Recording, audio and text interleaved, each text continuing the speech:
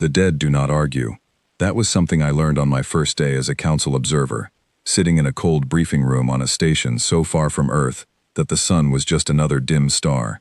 The instructor, a tall Varathi with gray skin and 4 thin fingers, told us that the galaxy runs on silence. Species that accept their place, he said, survive. Species that argue about their place create problems. He never finished explaining what happens to species that create problems. I figured it out later on my own. My name is Sarah Voss. I am 34 years old. I have not slept in a proper bed in 6 years.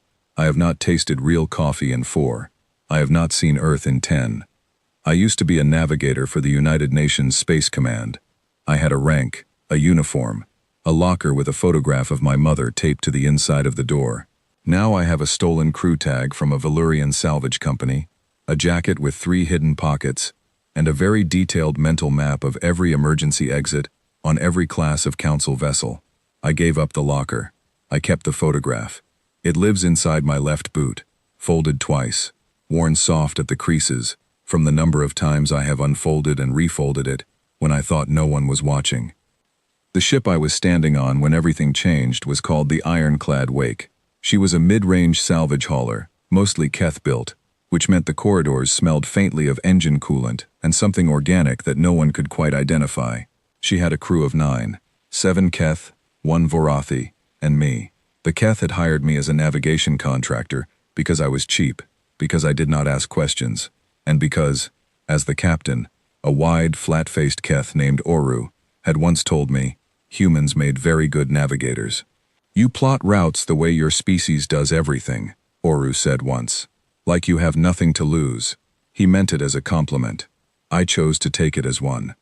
I was sitting at the navigation console, 3 hours into a routine drift correction, when the council broadcast came through. It was not supposed to come to us at all.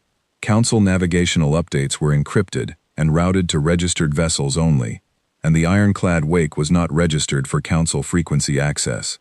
But 6 months ago I had quietly installed a signal fork into the ship's receiver array, a thin piece of hardware no bigger than my thumb, that copied every transmission passing within 200,000 kilometers and stored it in a private partition. I told myself I did it out of habit. I told myself it was professional caution.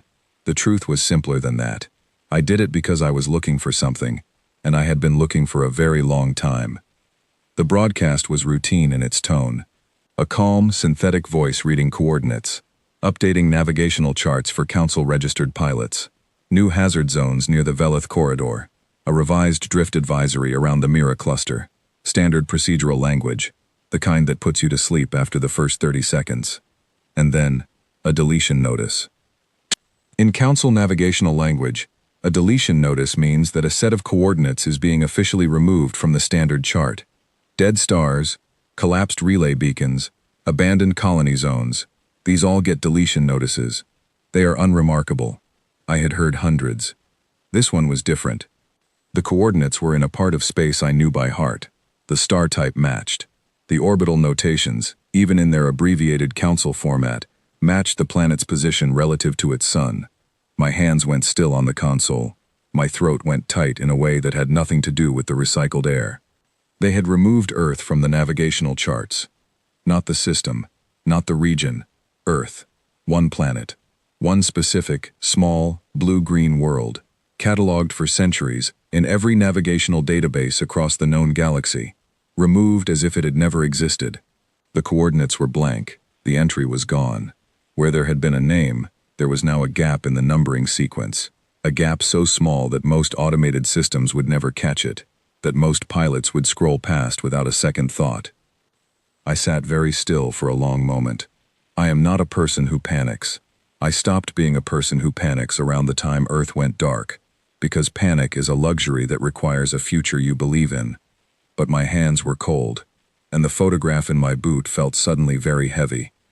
They had not just blockaded us, they had not just quarantined us, which was the word the council used in their official statements, pronounced with the kind of careful neutrality that meant something much worse was being hidden underneath it. They had erased us. They had looked at a species, looked at a planet, and decided it was easier to pretend neither had ever been there than to explain what they had done to it. I pulled up the archive partition on my console and cross-referenced the deletion notice with the historical chart records I had been collecting. The original Earth entry had been created 412 years ago, when the first Council survey ship had passed through our solar system and logged the third planet as inhabited. I had a copy of that original entry. It was 6 lines long. It listed our atmospheric composition, our approximate population at the time, our technological development stage. At the bottom, in the notation field, some long-dead Council cartographer had written, "Inhabitants show signs of territorial aggression and advanced communication. Recommend monitoring." I had always found that note darkly funny. We had been flagged as a problem before we even knew the problem existed. Now the entry was gone. Not archived, not marked as historical. Gone. I saved the deletion record into my private partition, closed the console window, and sat quietly for a moment. Oru was at the other end of the bridge, arguing with the cargo manifest. The 2 Keth technicians behind me were running diagnostics on the secondary drive system. No one was watching me. I thought about what to do next. I thought about it for almost 3 minutes, which was longer than I usually spent on decisions, because this decision mattered more than most. Then the cargo bay alarm went off. It was not a large alarm. A soft 2-tone chime, the kind the ship used for routine cargo status updates. But when I pulled up the bay camera feed on my side panel, what I saw was not routine. One of the cargo containers in Bay 3 had cracked open along its seal. Not broken. Cracked open carefully, which meant the seal had been released from the inside. The containers in Bay 3 were supposed to hold salvaged relay components from the wreck site we had cleared 2 days ago. Relay components do not open themselves from the inside. Inside the container, curled on a bed of packing material, was a child. She looked about 8 years old. She was human. She was wearing a gray jumpsuit with a Council supply tag on the collar, the kind of tag used for non-citizen goods in transit. Cargo tags. They put a cargo tag on a human child. My stomach turned over. I had heard rumors about the collection trade. Every human who survived in Council space had heard the rumors. After the quarantine decree, when Earth was sealed off and humans outside the system were suddenly stateless, suddenly without legal standing in any Council jurisdiction, some people had found a market for us. Not a large market, not an organized one, but there were collectors among the outer species, beings with enough wealth to acquire things that were officially prohibited, officially gone, officially erased. Humans were rare now. That made us interesting. That made us valuable to exactly the kind of people who should never be allowed near anything valuable. I stood up from my console without making a sound. The Keth technicians were still running diagnostics. Oru was still arguing with the cargo manifest, which I now understood was because the manifest had been falsified. I crossed the bridge quietly, took the corridor at a measured walk so I would not draw attention, and went down to the cargo level. There were 2 of them waiting near the container. They were not Keth. They were Durathi, stocky and pale-skinned, dressed in unmarked dark suits that were just a little too neat for a working salvage crew. They were standing with the easy confidence of people who believed they were the most dangerous thing in the room. It is a confidence I have encountered many times. It is almost always wrong. The child was sitting up in the container now, looking at the 2 Durathi with the large, quiet eyes of someone who had learned not to show fear, because fear got you nowhere. She had dark hair. She had a bruise along her left cheek that was 3 or 4 days old. She was not crying. I remember thinking, even in that moment, that she was braver than she should have had to be. One of the Durathi noticed me. He said something in his own language, fast and dismissive, and waved a hand in my direction. The gesture meant, "Get out." It meant, "This is not your business." It meant, "You are a nobody on a salvage ship, and we are the kind of people who do not have to explain ourselves to nobodies." I walked closer. "What is she tagged as?" I asked. My voice was calm. This is something I am good at, keeping my voice calm. The other Durathi looked at me properly for the first time. He was reading my contractor tag, which said I was a Valurian navigation specialist named Etta Morsh, because that was the name on the stolen tag.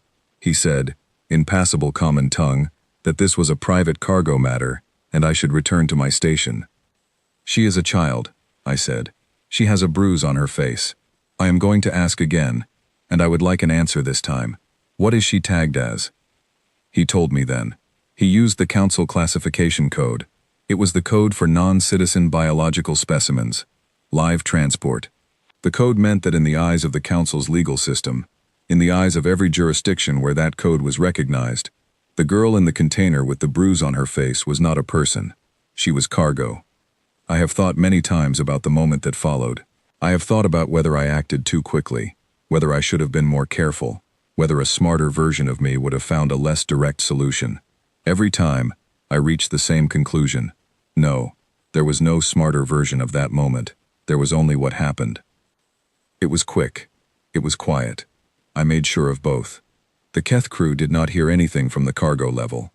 When it was over, the girl was still sitting in the open container, watching me. She had not made a sound. "What's your name?" I asked. She looked at me for a long time. Then she said, "Lily." "How long have you been in there, Lily?" She thought about it. "Since before it got dark," she said. "There was a window on the other ship. I counted 3 times when it got dark." 3 days.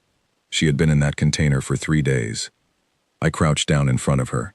"I am going to take you out of there," I said. "And then I am going to find you something to eat. And then we are going to figure out where to go next. Does that sound all right?" She nodded. Then she said, very quietly, "Are you human?" "Yes," I said. She looked at me with those large, careful eyes. "I thought humans were gone," she said. Something moved in my chest. Something old and sharp and tired. "Not yet," I said. "We are still here." She let me help her out of the container. She was light. She was too light. I wrapped my jacket around her shoulders and walked her toward the crew quarters, and I thought about deletion notices and blank coordinates and a galaxy that had decided we did not exist anymore. We existed. We were still here. I had just needed the last 20 minutes to remember exactly how angry that made me. When I got Lily settled in an empty bunk with a ration pack and a cup of heated water, I went back to my console. I reopened the signal partition. I looked at the deletion notice one more time. They had erased Earth from the maps.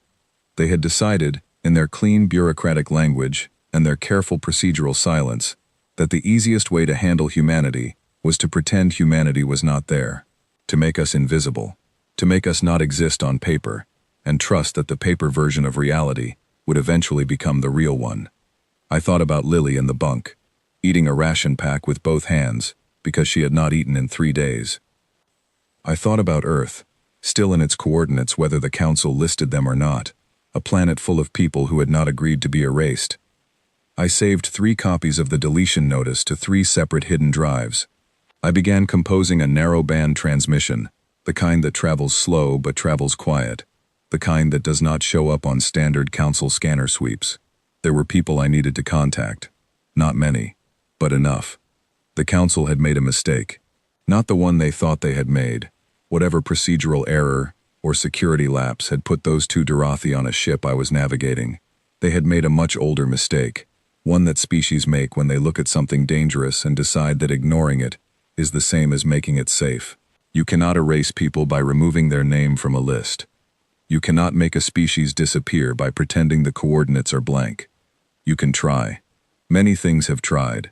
The galaxy is full of the quiet graves of things that tried to make humanity disappear, and learned, in the moment it was too late to be a useful lesson, exactly what kind of species they had decided to pick a fight with. I sent the transmission. I sat back in my chair. I looked at the stars through the navigation window, 1,000 points of light crossing the dark, and I found, the way you find a familiar street after years away, not by looking for it, but by recognizing it without meaning to, the dim, distant warmth of Earth's sun. They had removed us from the map. We did not need the map. We had never needed the map. I pulled up the Ironclad Wake's next route on my console, began calculating a new course, one that took us nowhere near the original destination, and I thought about what came next. Whatever it was going to be interesting. The station Velroth smelled like bureaucracy. I know that sounds like a strange thing to say about a smell, but if you have ever spent time in Council-administered space, you would understand immediately. It was the smell of recycled air pushed through ventilation systems that had not been properly cleaned in decades, mixed with the particular chemical signature of Council-approved cleaning compounds, mixed with the faint biological traces of 100 different species, all moving through the same corridors in the same routines, Day after day, year after year, it was the smell of a place where things happened slowly, deliberately, without urgency, because urgency implied that something might go wrong, and the council had built its entire civilization on the belief that things did not go wrong when properly administered. I had been inside Velrath for 11 days when I saw another human. That requires some context.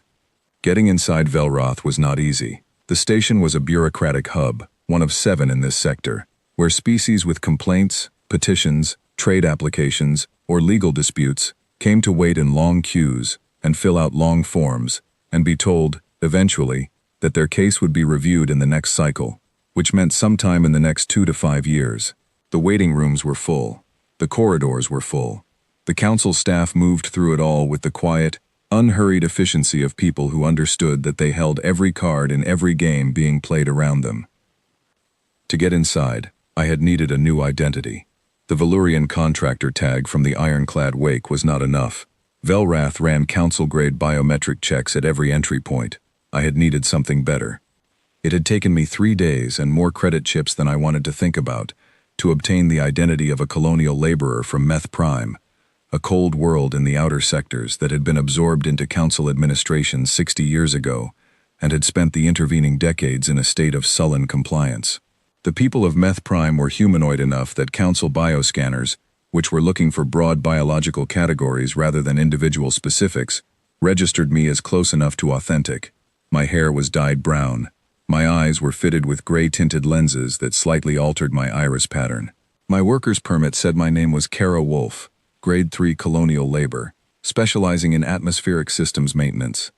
I had left Lily with a contact I trusted, a Valyrian shipbroker named Sess who owed me a favor, and who had, on 3 separate occasions, hidden things from me without asking what they were. Sess would take care of Lily. Sess understood the value of careful silence. I had given Lily the second photograph I carried, not the one of my mother, but the one I kept for practical purposes. A small image of a park in London, somewhere green and ordinary and real, so she would have something to look at while she waited. The thing I was looking for inside Velrath was called the Purge Records. Every species in council space had stories about the Purge Records. They were supposed to be the official documentation of council enforcement actions, the detailed account of what the council actually did when a species was placed under a quarantine decree, not the public version, which used careful language about protective containment and species-level behavioral remediation, but the real version, the operational version, the one that listed the actual methods, the actual outcomes, the actual scale of what the council did to worlds that refused to cooperate.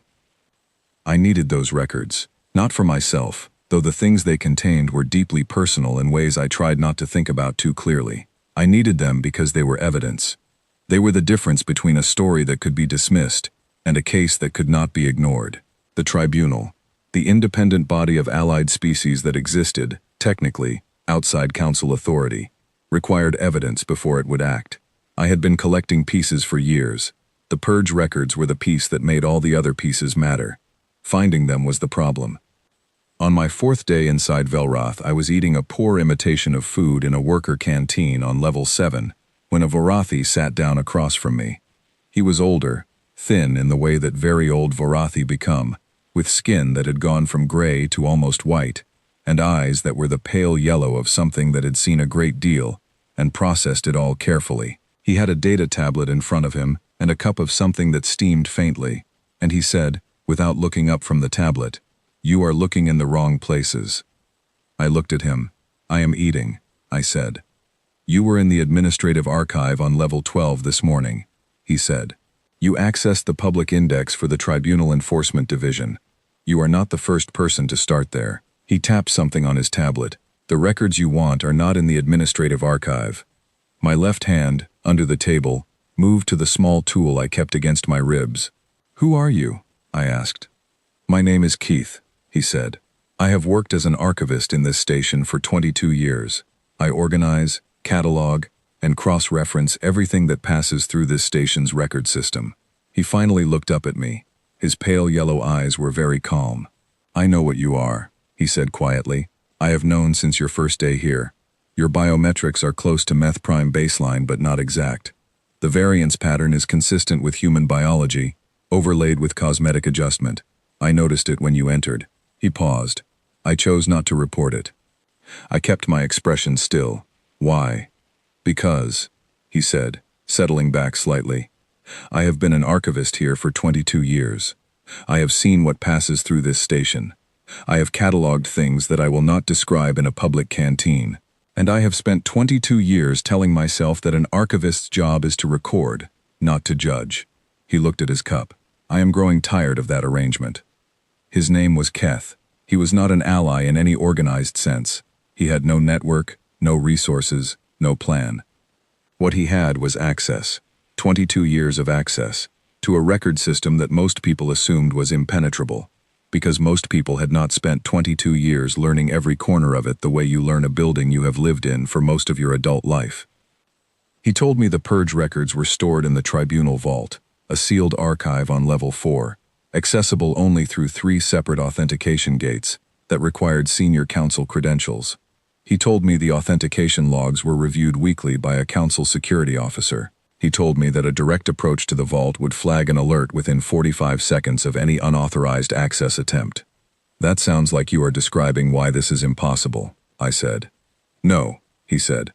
I am describing the official pathway, which is impossible. There are other pathways.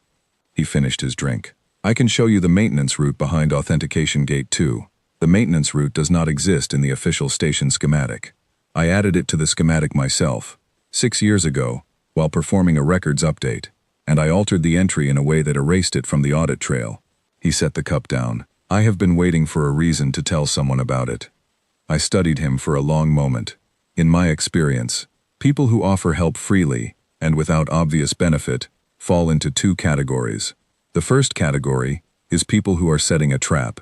The second category is people who have been carrying something heavy for a very long time and have finally found someone to help them put it down. Queth had the posture of the second kind, the particular exhaustion of someone who has known something wrong for years and has been looking for a way to make it right. You said I was not the first human to come looking, I said. What happened to the others? He was quiet for a moment. The first one came 8 years ago. A man. He called himself a journalist, which was not the word he used because that word has no direct translation in Council Common, but the concept was the same. He was here for 4 days. On the 5th day, he was gone. The station records showed he had departed on a registered transport. I later confirmed that no registered transport had departed on that date. He looked at me steadily.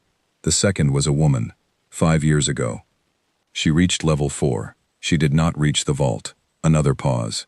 I found a piece of her identification card in the recycling system 2 days after she disappeared. I kept it. I do not know why. I keep things. It is what archivists do. I sat with that for a moment. The canteen moved around us. Aliens eating their midday meals. Conversations in a dozen languages. The ordinary noise of a bureaucratic station grinding through another unremarkable day. The maintenance route, I said. How long would I have inside the vault once I reached it? 14 minutes before the automated sensor cycle resets. During the reset, the internal monitoring is offline. 14 minutes is enough, if you know exactly what you are looking for, and you have prepared your extraction method in advance. I would need a signal booster, something capable of copying 500 encrypted files in under 10 minutes. He reached into his jacket and set a small gray device on the table between us. I took this from the supply inventory 6 weeks ago, he said. I told myself I was auditing old equipment. The audit log has been updated accordingly. I looked at the device. I looked at him. You have been planning this, I said. I have been preparing, he said. There is a difference. Planning implies a specific outcome. I was simply making sure that when the right person arrived, I would be ready. He pushed the device slightly toward me. You are the right person. The night before I went into level 4, I sat in my assigned worker bunk and thought about Earth. This was something I did carefully and rarely, because thinking about Earth had a way of becoming dangerous. Not in the way that standing too close to a cliff edge is dangerous, but in the way that letting yourself feel too much in a situation that requires clear thinking is dangerous. Emotion is not weakness. I want to be clear about that. Emotion kept me going on nights when nothing else would have. But emotion without direction is just pain, and pain without direction is a distraction. So I thought about Earth deliberately and carefully. the way you might handle something fragile. I thought about specific things. The weight of real gravity, not the simulated gravity of ship systems, which is always slightly off in a way you feel in your ankles after a long day, but the actual, specific gravity of Earth, the way it felt to stand on a surface that had been pulling things toward its center for 4.5 billion years. I thought about the smell of rain on pavement. I thought about the particular quality of light on a clear morning, pale and gold and absolutely unlike the artificial lighting in any station or ship I had lived on for 10 years. I thought about a planet full of people who had spent 10 years under blockade, who had not left, who had not surrendered, who had apparently, at some point in the last 6 months, decided that the appropriate response to their situation was to broadcast jazz into the dark. I did not know who had sent that signal. I had only heard about it secondhand, from a contact 3 systems away who had picked it up on a wideband receiver. But I knew that someone on Earth, in whatever condition Earth was in after 10 years of isolation, had sat down at an instrument and played music and sent it out into space. Not a distress call, not a demand. Music. That was so human it made my chest ache in a way that was not entirely unpleasant. I went into Level 4 the following morning, through the maintenance route Keth had described, moving through a corridor so narrow I had to turn sideways in places, behind a wall that the station's official schematics did not acknowledge existed. The authentication gate was exactly where Keth had said it would be. The gap in the sensor cycle was exactly as long as he had promised. I was inside the vault in 11 minutes. The vault itself was cold and dim, which was to be expected for a sealed archive room, and it smelled like old storage, and the particular staleness of air that has not moved in a long time. The files were arranged in a system I had to learn on the spot, because the Council's internal filing logic was not something that translated easily into human organizational thinking. It took me 4 minutes to find the relevant directory. It took me 7 minutes to copy the files. While I was waiting for the transfer to complete, standing in that cold, dim room with the gray device Keth had given me, humming quietly in my hand, I glanced at the preview screen on the device and read the first 3 lines of the first document in the directory. I will not quote what they said. It is not because the words are too painful, though they are. It is because they were written in the clean, formal, impersonal language that bureaucracies use to describe things that should never be described in clean, formal, impersonal language. They used the word remediation 4 times in 3 lines. They used the word contained. They used the word resolved. My hands were perfectly steady. I have been asked about that by people who know what I read in that vault. They find it significant that my hands did not shake. I do not find it significant. My hands do not shake when I am angry. They go still. That is the thing about anger that has been carrying itself for 10 years. It does not tremble. It settles into you like ballast. It becomes the thing that keeps you level when everything else tips. The transfer completed. I pocketed the device. I left the vault the way I had come in. Queth was waiting at the end of the maintenance corridor, as agreed.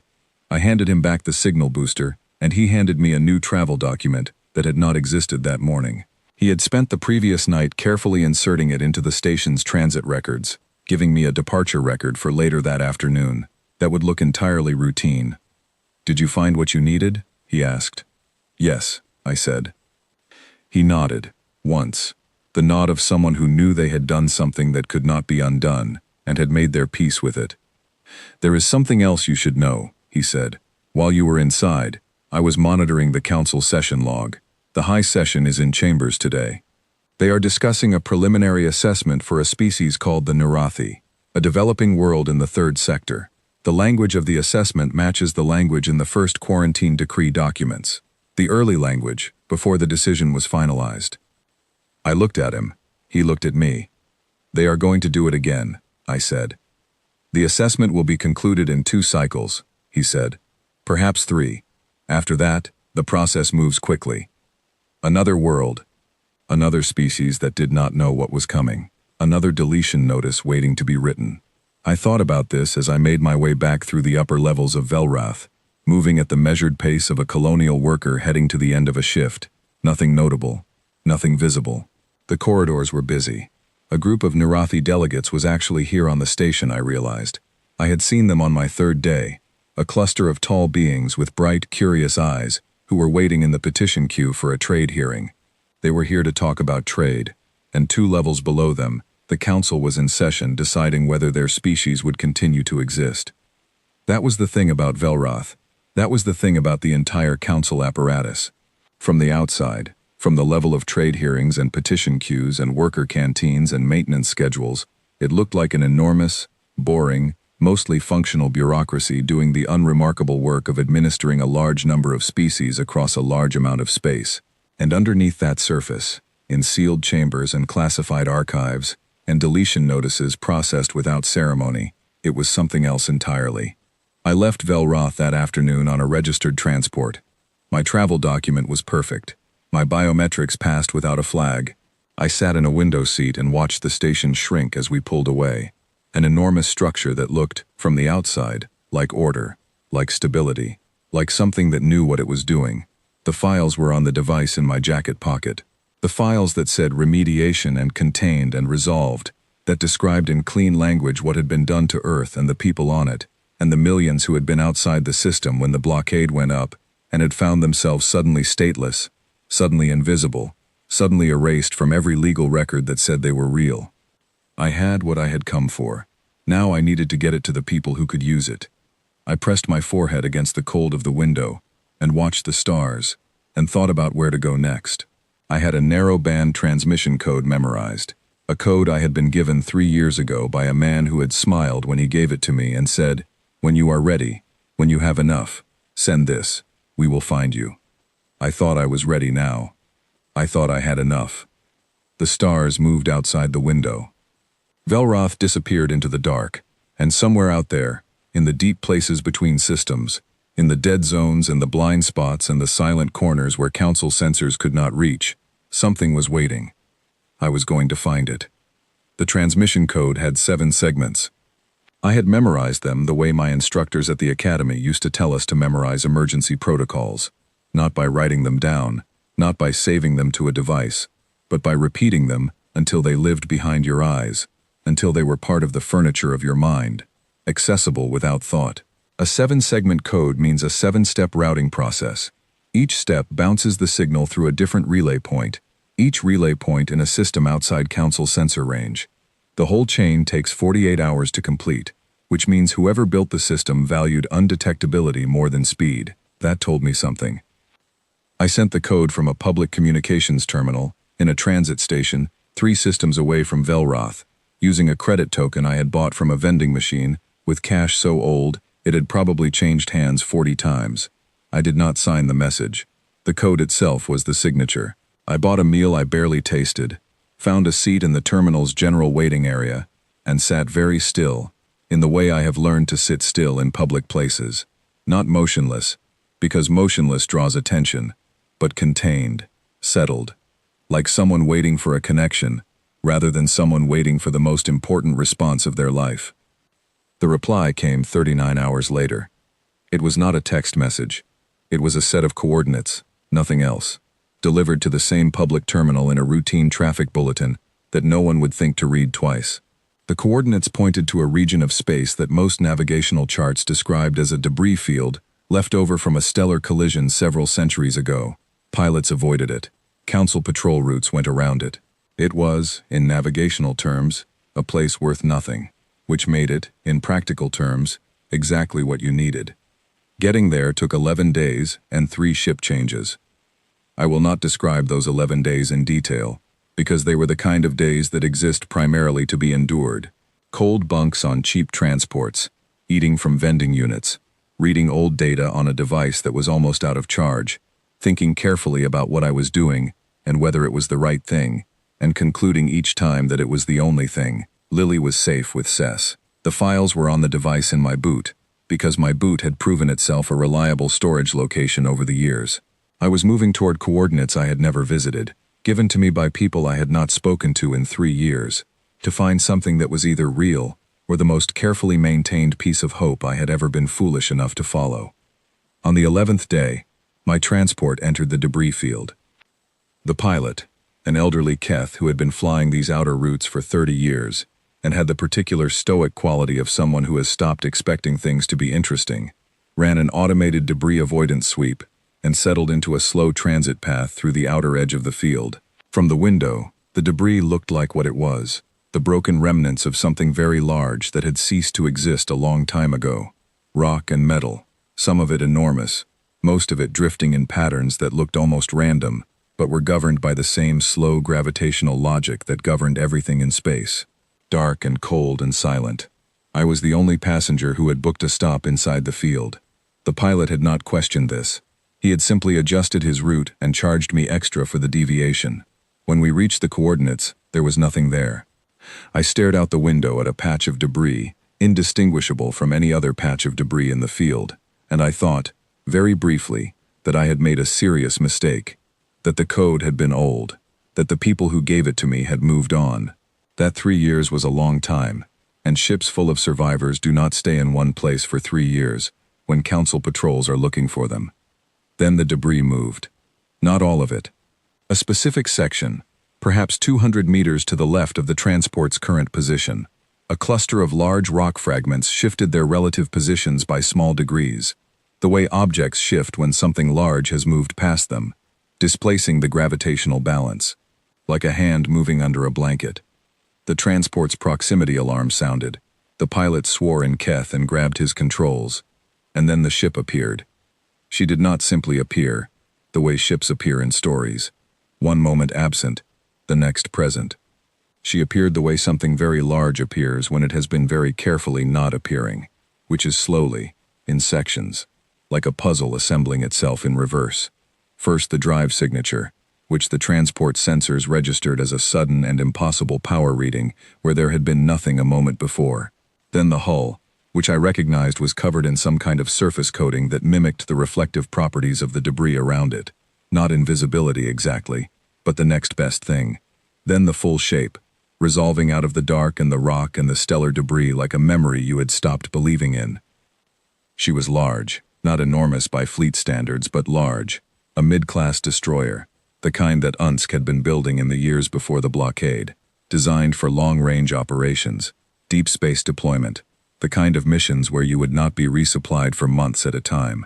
She had been modified. The hull was patched in at least 30 places I could see from the window, each patch a slightly different shade of gray, the accumulated repair work of years without a dry dock. She carried no markings, no flag, no identification codes, nothing that would tell a council scanner what she was, but the design was unmistakably human.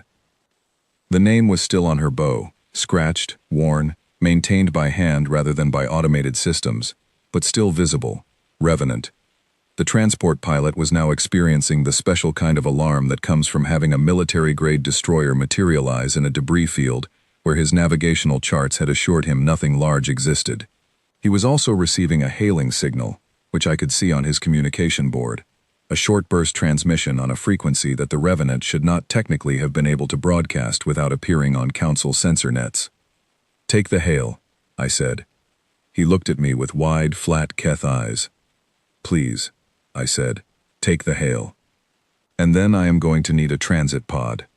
The Revenant's transit bay was smaller than I remembered from my Unski service years, but that was because I was used to the enormous transit bays of fully crewed fleet vessels, and the Revenant's transit bay had been converted into secondary storage on one side and what appeared to be a small workshop on the other. Everything aboard the ship had the same quality as the hull patches, maintained, adapted, repurposed, kept functional by people who had learned to be creative about what functional meant. The officer who met me in the transit bay was Lieutenant Diane Okafor, who had been, before the blockade, a communications specialist on the Unsieski vessel Meridian. She was now something harder to classify. The Revenant did not seem to operate on a strict rank structure, or if it did, the structure had adapted into something more practical than formal. She shook my hand. Her grip was firm. Her eyes moved over me with the quick, practiced assessment of someone who has spent years deciding very fast whether to trust people. "Commander Voss," she said, "we were not sure you were still alive." "I was not entirely sure either," I said, "some days more than others." She walked me through 3 corridors to the bridge. The corridors were narrow and lit with the slightly warmer lighting that I knew came from human-preferred spectrum bulbs. The Revenant's crew had replaced the standard ship lighting with something that felt more like sunlight. Small thing, important thing. After years of the blue-white light of Council and Keth and Valurian ships, The warm yellow of those corridors hit something in me that I had not realized was still capable of being hit. The bridge was crewed by 14 people, 12 humans, one Vorathi named Kess who had been with the ship for 4 years, and a young Keth woman named Rella who had joined the crew 6 months ago after her cargo company had been seized by council authority, and she had found herself with no ship and no legal standing in any port. They all looked at me as I came in. I looked back at them, human faces, tired and watchful and alive.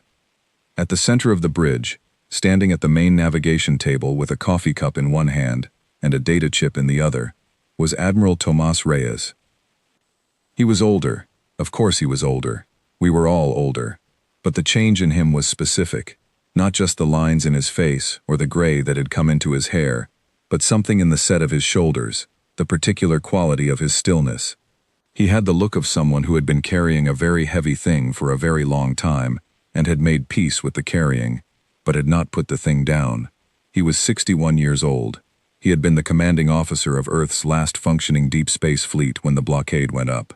He had been in the outer system on a training exercise when the Council sealed Earth's perimeter. He had not been able to get back. I knew this. I had thought about it, from time to time, in the way you think about the specific sorrows of specific people you respect. He looked at me.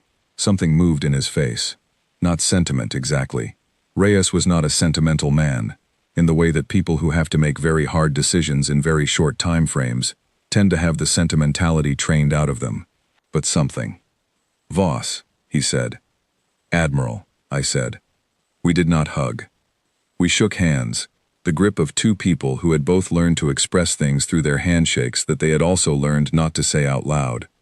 Then he set down his coffee and his data chip and said, "Tell me what you have." I told him. I told him about the deletion notice, about Lily in the container, about Velrath and Keth, and the maintenance corridor, and the 14 minutes in the vault. I told him about the files. I gave him the device from my boot. He handed it to Lieutenant Okafor without looking away from me, and she took it to a console and began the file transfer while we talked. He told me about the Revenant. He told me about the last 10 years in the way that someone tells you about a decade when they have had to compress it into something that can be understood. Not every day, not every loss, but the shape of it. The first year, when they had still believed the blockade would be temporary, that the Council would reconsider, that some diplomatic solution would emerge from the chaos. The second year, when they had stopped believing that and had started building something else instead. The slow accumulation of allies, alien species who had been on the wrong side of Council authority, who had their own reasons for wanting a different arrangement in the galaxy. The network of hidden supply chains, black market contacts, quiet sympathizers in Council-adjacent systems who had seen enough to know that what was happening to Earth was not justice, regardless of how the Council chose to present it. "We have 11 confirmed Council vulnerability points," he said, moving to the navigation table and pulling up a star chart. 11 places in their patrol structure, their supply chain, their communication network, where a targeted action could cause significant disruption. We have mapped them over the course of 6 years. We have the allies to act on them. What we have not had, until now, is the evidence that changes the political calculation. He looked at the file transfer on Okafor's console. "The purge records," he said. "If the tribunal sees those files," I said, "they cannot ignore it. The preliminary material I gave them 2 years ago was not enough. They cited insufficient documentation. The complete records change that." "Yes," he said, "they do." He was quiet for a moment. Then, "Earth is still there, Voss. I want you to know that before anything else. Still broadcasting, still holding. We intercepted a transmission 6 months ago. Someone playing music, live, wide band. We spent 3 weeks trying to figure out where the signal was originating, whether it was a distress marker, whether it had strategic implications." He paused. "It was a jazz recording. Someone put a microphone next to a speaker and broadcast it. No message, no code, just the music." I did not say anything for a moment. I looked at the star chart on the navigation table, at the small yellow indicator dot that represented Earth's position, a dot that existed on the Revenant's charts because the Revenant had not deleted it. "Who is still down there?" I asked. "We estimate between 2 and 3 billion, he said. "Based on the last reliable population data and adjusted for 10 years of siege conditions, He said this with the flat steadiness of someone who has said a terrible number many times until it stopped breaking him every time, and has also understood that not being broken by it is a practical necessity rather than an absence of feeling. The blockade limits communication. We get fragments. Enough to know that the surface is organized, that they have maintained infrastructure in the interior regions, that the coastal areas are harder. They are growing food. They are maintaining power in most regions. They are not giving up. 3 billion people, on a planet the Council had decided to erase from the navigational charts, playing jazz in the dark. I have something else for you, I said. I told him about the Narathi, about the Council session Keth had flagged, the preliminary assessment language that matched the early quarantine decree documents, the delegates who were waiting upstairs in the petition queue for a trade hearing, while the decision about their species was being made 2 floors below them. Reyes absorbed this. He was very good at absorbing difficult information without showing the weight of it in his face. Timeline? He said. Queth said 2 or 3 cycles. 4 months. Perhaps 5. Then we have 4 months, he said. And the tribunal hearing will need to happen inside that window, because if the Council acts on the Narathi assessment, the tribunal loses the argument that this is historical rather than ongoing. The records alone are not enough to convene a hearing. We need a living example. We need the Narathi delegates to understand what the assessment means and to stand with us. They are still on Velroth, I said, waiting for their trade hearing. Then someone needs to talk to them, he said.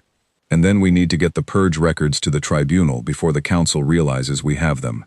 He picked up his coffee cup again, took a measured sip, and looked at the star chart. What is your status? How long do you need before you are operational?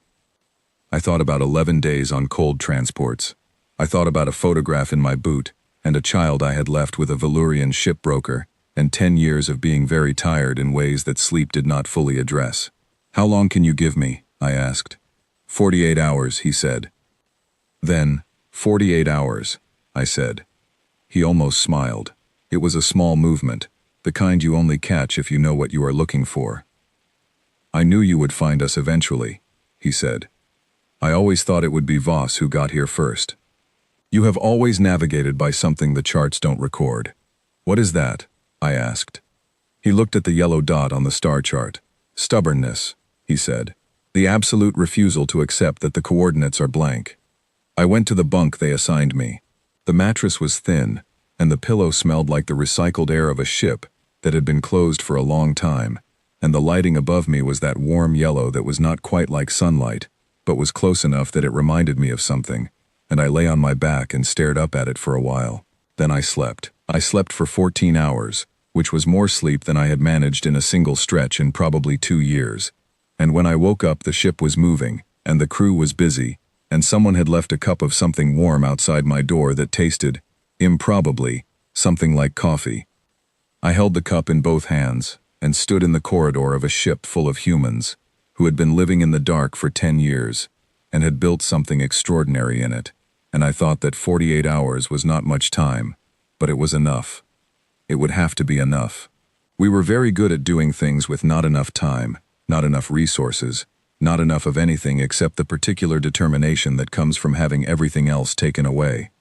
The Revenant moved through the debris field, quiet and dark and present. The galaxy did not know it was there. That was exactly the point. The briefing took place in the Revenant's smallest conference room, which had previously been a storage closet and still had hook mounts on 2 of the walls where shelving used to hang. 6 people around a table, me, Reyes, Lieutenant Okafor, a man named Gus Hartley who had been the Revenant's tactical officer for 7 years, and had the kind of contained, precise manner that very good tactical minds tend to develop, a Vorathi named Kess, who handled alien communications and liaison work, and a young human woman named Petra North who was, without question, the most quietly terrifying person I had met in recent years. Petra was 26. She had grown up on a council-adjacent station after her family had been outside Earth's system when the blockade went up.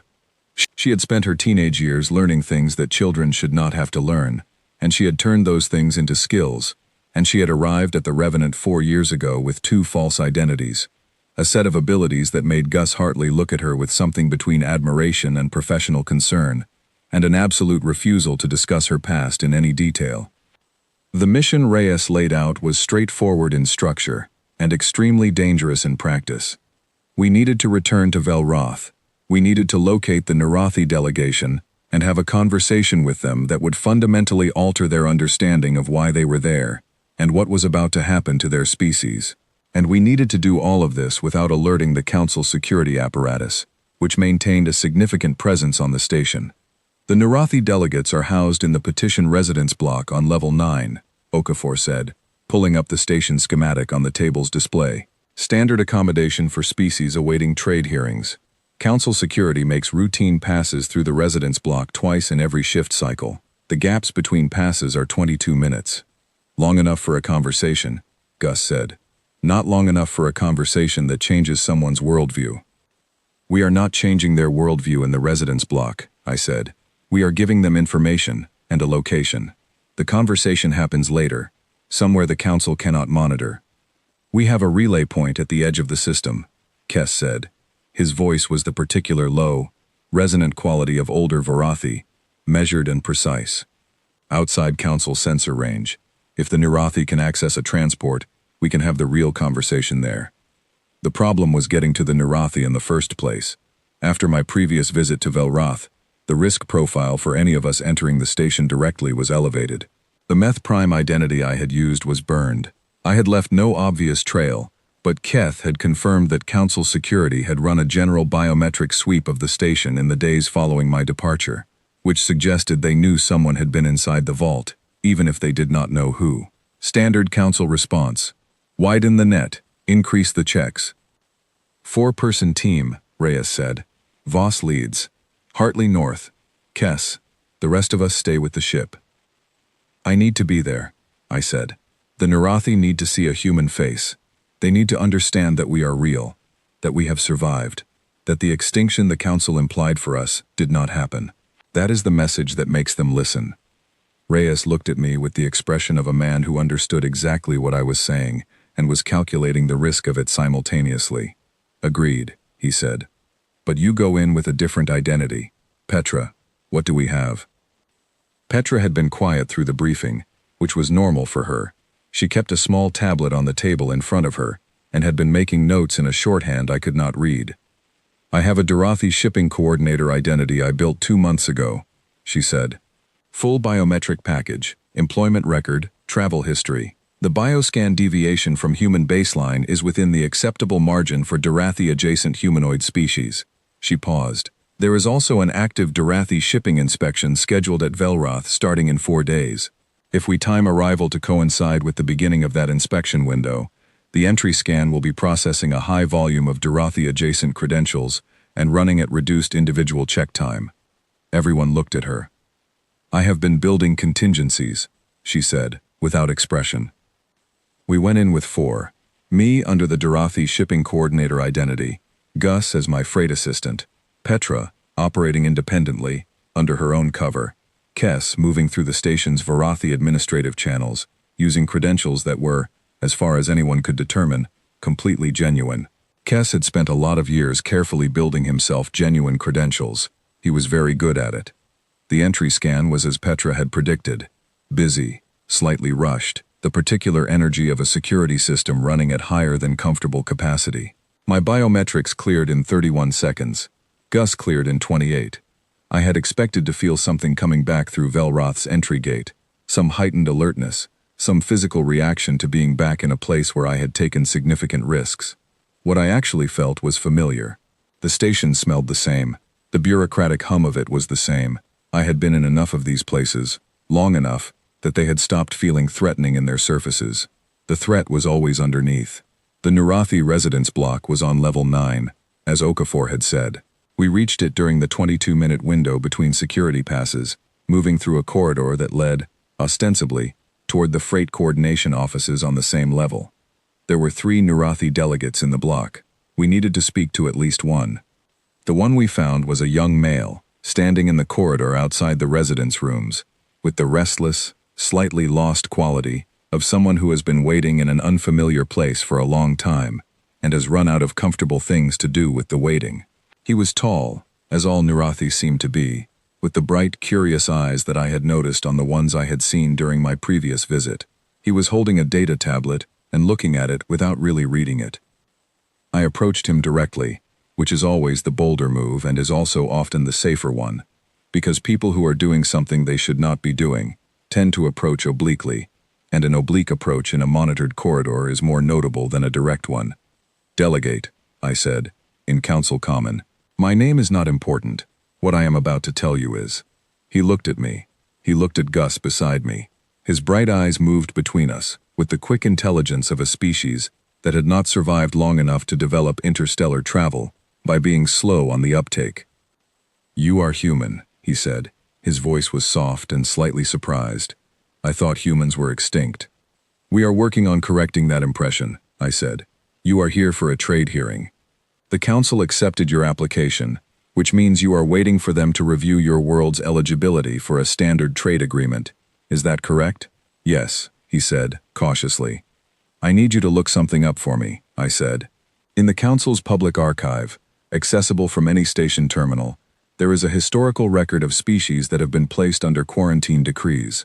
Search the record and look for the language in the preliminary assessment phase. The language that appears in the weeks and months before the decree is formally issued." He was watching me with an expression I recognized. The expression of someone whose certainty about their situation is beginning to shift slightly, like a plate on a table that has been nudged and is still spinning but might stop at a different angle than expected. "Then," I said, "compare that language to whatever documentation you received from the council regarding the preliminary review of your trade application." I paused. "Compare it, word by word." His eyes went very still. This is a thing that happens to very intelligent beings when they receive a piece of information that rearranges several things they thought they knew. The eyes go still while the mind does very fast work behind them. "We received a preliminary review document 4 weeks ago," he said. It used very specific language. It said the Council's Harmonization Committee was conducting a standard cross-referencing assessment of our world's social stability indicators. "Look up the assessment language," I said, "and then meet me at a relay point outside this system." I gave him the coordinates. "Come in. A private transport. Tell no one who gave you the coordinates."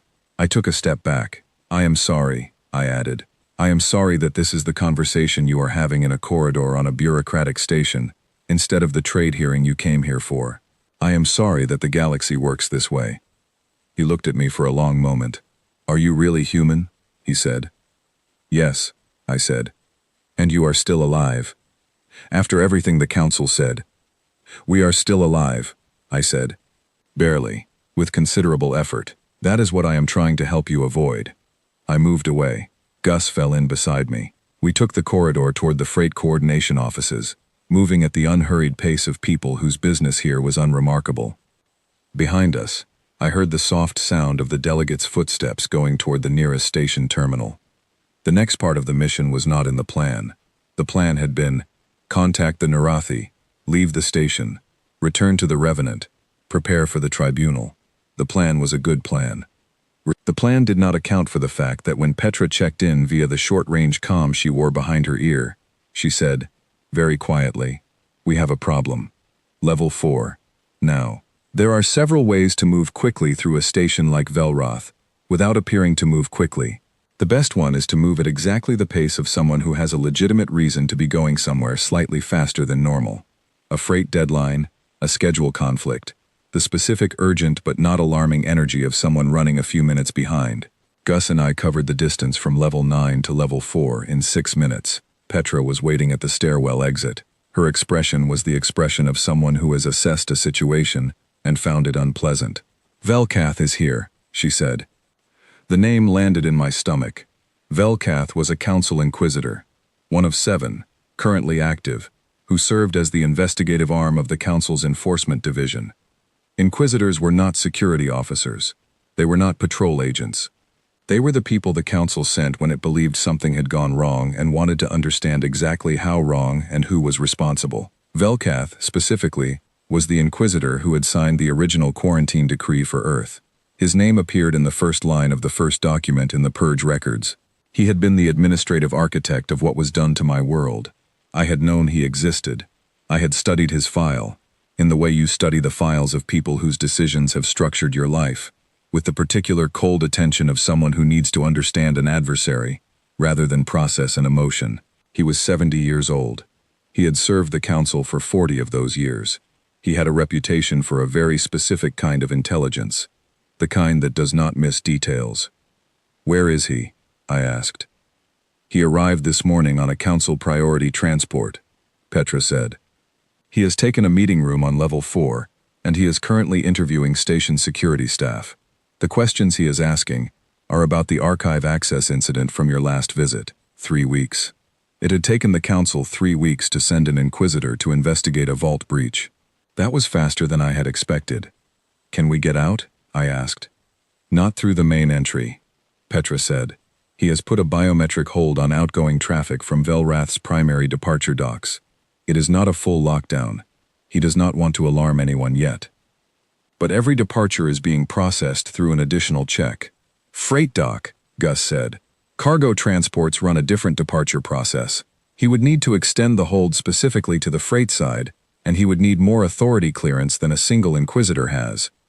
14-minute window, Petra said. "Freight departure cycle. The next one is in 20 minutes. "Then we move now," I said. "Kess?" "Already at the freight dock," came Kess's voice through the comm. We moved. The route took us through the administrative levels where the corridor density was highest.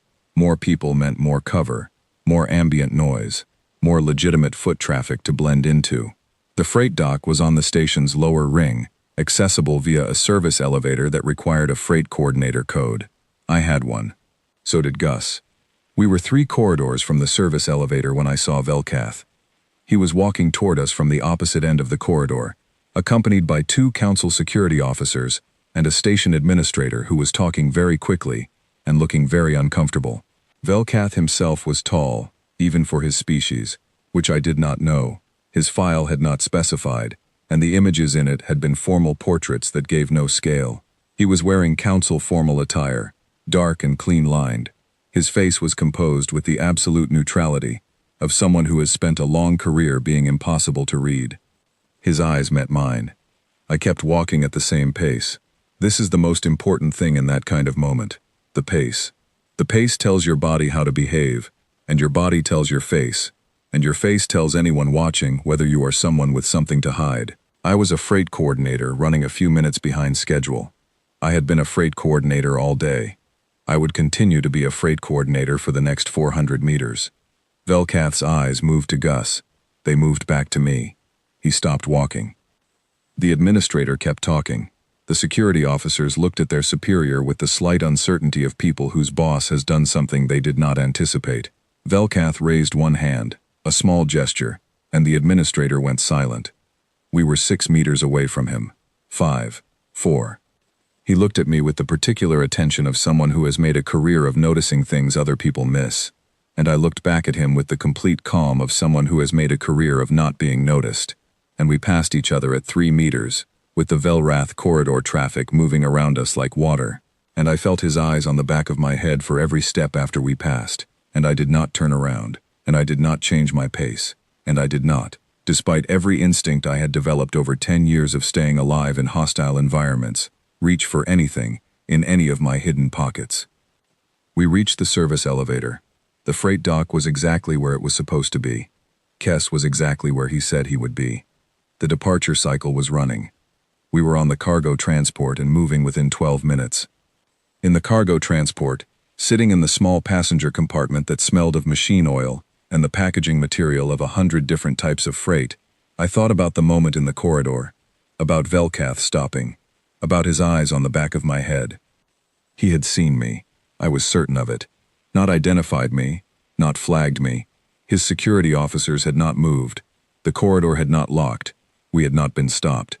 But he had looked at me with the attention of a man who trusts his instincts, and his instincts had told him something.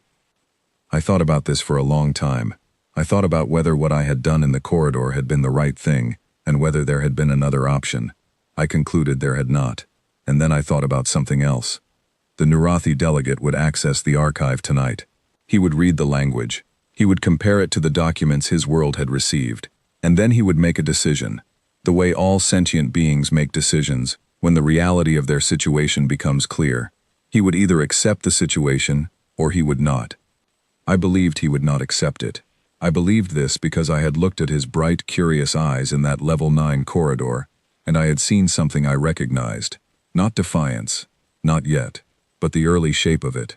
The moment when a being begins to understand that what they were told was not the same as what is true. There was one more thing I was certain of.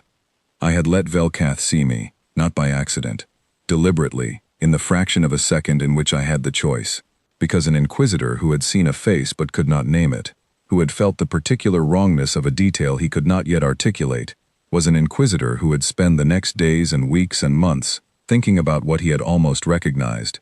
And a man like that, thinking about what he had almost recognized, would eventually put the name to the face. And when he did, he would know that a human woman had walked through his investigation at arm's length and kept walking. He would know that a species he had decided to erase from the maps was still out here, still moving, still very much present. I wanted him to know that. I had made a decision, and I stood by it. The worst thing you can do to people who want you gone is to be visible. Not loud, not reckless, not threatening, just present, just real, just there when you are supposed to be nowhere. The cargo transport moved through Velroth's traffic lanes and out into open space, and I sat in the small compartment smelling of machine oil, and I was quietly, precisely, thoroughly satisfied with the day. We had what we needed. We had the contact we needed, and somewhere on a station behind us, an inquisitor was standing in a corridor, thinking about a woman he could not quite place. Good. Let him think. The Galactic Tribunal met in a station called the Orvith Platform, which existed in a political sense that was almost philosophical. It belonged to no single species, was administered by a rotating council of 7 independent systems, and occupied a region of space that the major powers had agreed, 200 years ago, to treat as neutral ground. The agreement was honored not because any of the major powers believed deeply in the principle of it, but because each of them had, at various points in those 200 years, needed the tribunal for something. That is the practical foundation of most institutional neutrality in the galaxy. Not idealism, mutual need. I had never been inside the Orvith platform before. Very few humans had. The tribunal was not a place humans had needed. Historically, for most of our time as a space-capable species, we had been developing, expanding, figuring out the shape of this galaxy and our place in it, too busy with the work of becoming to spend much time in formal grievance chambers. I looked at the outside of the platform from the Revenant's docking approach, and I thought about how strange it was to be bringing a case to a body that represented the most formal expression of galactic civilization's commitment to something like justice, when that same civilization had spent the last 10 years erasing us from its maps. The gap between what civilizations say and what they do is always large. I had just spent a long time on the wrong side of it. The delegation from the Revenant was small by necessity. Reyes, Okafor, Kess, and me. Petra stayed with the ship. Gus stayed with the ship. 52 other crew members stayed with the ship, which was positioned in the neutral zone, at a distance that was technically within the tribunal's jurisdiction, but practically very difficult for the council to act against, without formally violating the same neutrality agreement they had relied on 14 years ago, when they had brought a boundary dispute to the tribunal floor. The Narathi delegate had come. I saw him when we entered the tribunal's waiting chamber, standing near the far wall with 2 of his colleagues, all 3 of them still wearing the travel clothes of people who had moved quickly, and were not sure they had made the right decision yet. His name, I had learned through Kess, was Orith. He had been a diplomat for 6 years. He had a family at home on his world. He had, on the night after our corridor conversation, spent 4 hours at a terminal in the Velrath archive, reading the documents I had told him to read, and then he had spent the following night in his residence room not sleeping. He had then told his colleagues what he had found, and the 3 of them had taken a private transport to the relay point outside the system, and Kess had met them there and brought them here. He saw me when I came in. His bright eyes carried the particular expression of a person who has recently gone through the process of learning that the world is significantly different from what they had been told, and has come through the other side not broken but changed, harder, in the specific way that knowledge hardens people, more awake. "You came," I said. "I compared the documents," he said. His voice was very controlled. "Word by word, as you said. He paused. The language is identical. Not similar. Identical. The same phrases. The same structural approach. The same euphemisms for the same processes. He looked at me steadily. What are the processes? He asked. The ones hidden underneath the language. I told him. Not everything. Not the most detailed contents of the purge records, because those were for the tribunal floor, presented in proper sequence, with proper documentation. But enough. The outlines of it. The kind of remediation the council had applied to Earth when the political decision was made. He listened without interrupting. His two colleagues listened beside him. No one said anything for a moment after I finished. Then he said, "How many on your world survived?" "Approximately 3 billion, I said. "Of an original population of roughly 9 billion. The number settled in the room like a stone dropping into still water. He breathed in through his nose, slow and deliberate, the deliberate breath of someone managing a strong response. "What do you need from us?" he said. "Your testimony," I said. "Your presence on the floor, when we present the records. The tribunal needs to understand that this is not historical. That the pattern we are documenting is ongoing. That another species is currently in the preliminary assessment phase." I held his gaze. "Your testimony transforms a historical grievance into an immediate one. It changes the tribunal's calculus completely." "And if the council retaliates," he said. "They will try to," I said. "But the tribunal's neutral zone protection, combined with the public record of your testimony, makes direct retaliation politically expensive, in a way it was not with Earth. Silencing a species quietly is a different matter from acting against a species that has just stood on a tribunal floor in front of 17 allied observers." I paused. "I am not telling you there is no risk. There is risk. I would be insulting your intelligence to pretend otherwise. What I can tell you is that the risk of speaking is lower than the risk of not speaking. If you return to Velroth and wait for your trade hearing, the assessment process will proceed. You will not know when the decision is made. You will not know what comes next until it is already happening." He looked at his colleagues. A moment passed between them, wordless. The kind of communication that happens between people who have been through a significant experience together and have developed a shorthand for their conclusions. "We will testify," he said. The tribunal convened the following morning. The chamber was large in the way that spaces built for formal deliberation tend to be. High ceilings, arranged seating for the 17-member species, a central floor where speakers stood. The sound system was good. The translation system was better. Near simultaneous rendering into every major language, which was one of the few genuinely impressive pieces of technology I had ever seen the tribunal possess. The council's representative was a senior administrator named Veth Paloris, which I knew because his name and credentials had been included in the tribunal's speaker manifest.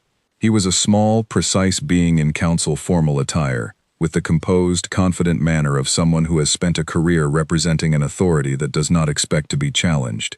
He had arrived with 4 staff members and a legal data package that I assumed contained the council's prepared response to whatever case we brought. He did not look alarmed when he saw me enter the chamber. He looked faintly curious. The way you look at something unexpected that you are confident is not a real problem. I was the first speaker. I had asked for this. Reyes had offered to speak first, as commanding officer, but I had explained my reasoning. The tribunal needed to see a human face telling a human story. Reyes was remarkable in many ways, but he had the bearing of a military officer, and military officers giving formal testimony in civilian chambers tend to land in a way that foregrounds the military before the person. I did not want the tribunal thinking about soldiers. I wanted them thinking about people. I stood on the tribunal floor and I said, "My name is Sarah Voss. I was born in Bristol, England, on the planet Earth, in the Sol system. That system, as of approximately 3 weeks ago, no longer exists in the Council's official navigational database. It was removed without notice, without legal process, and without the knowledge of the 3 billion human beings currently living on that planet. I am here today because what was done to Earth, and what is currently being planned for another species in this chamber, requires a response from this body. And I am here in particular because someone needs to stand in this room and demonstrate, in the clearest possible way, that the species the Council told you was effectively gone is in fact not gone at all."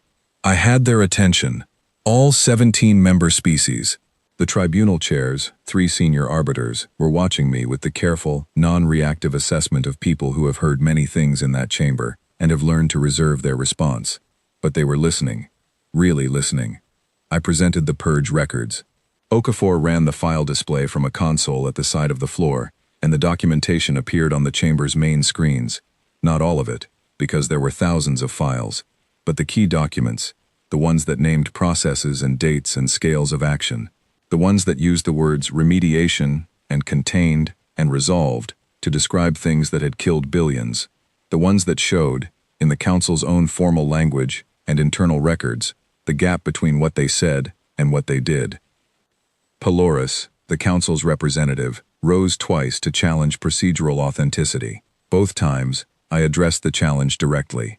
The files bore the Council's own encryption signatures, unbroken, unmodified, exactly as they existed in the vault on Velrath.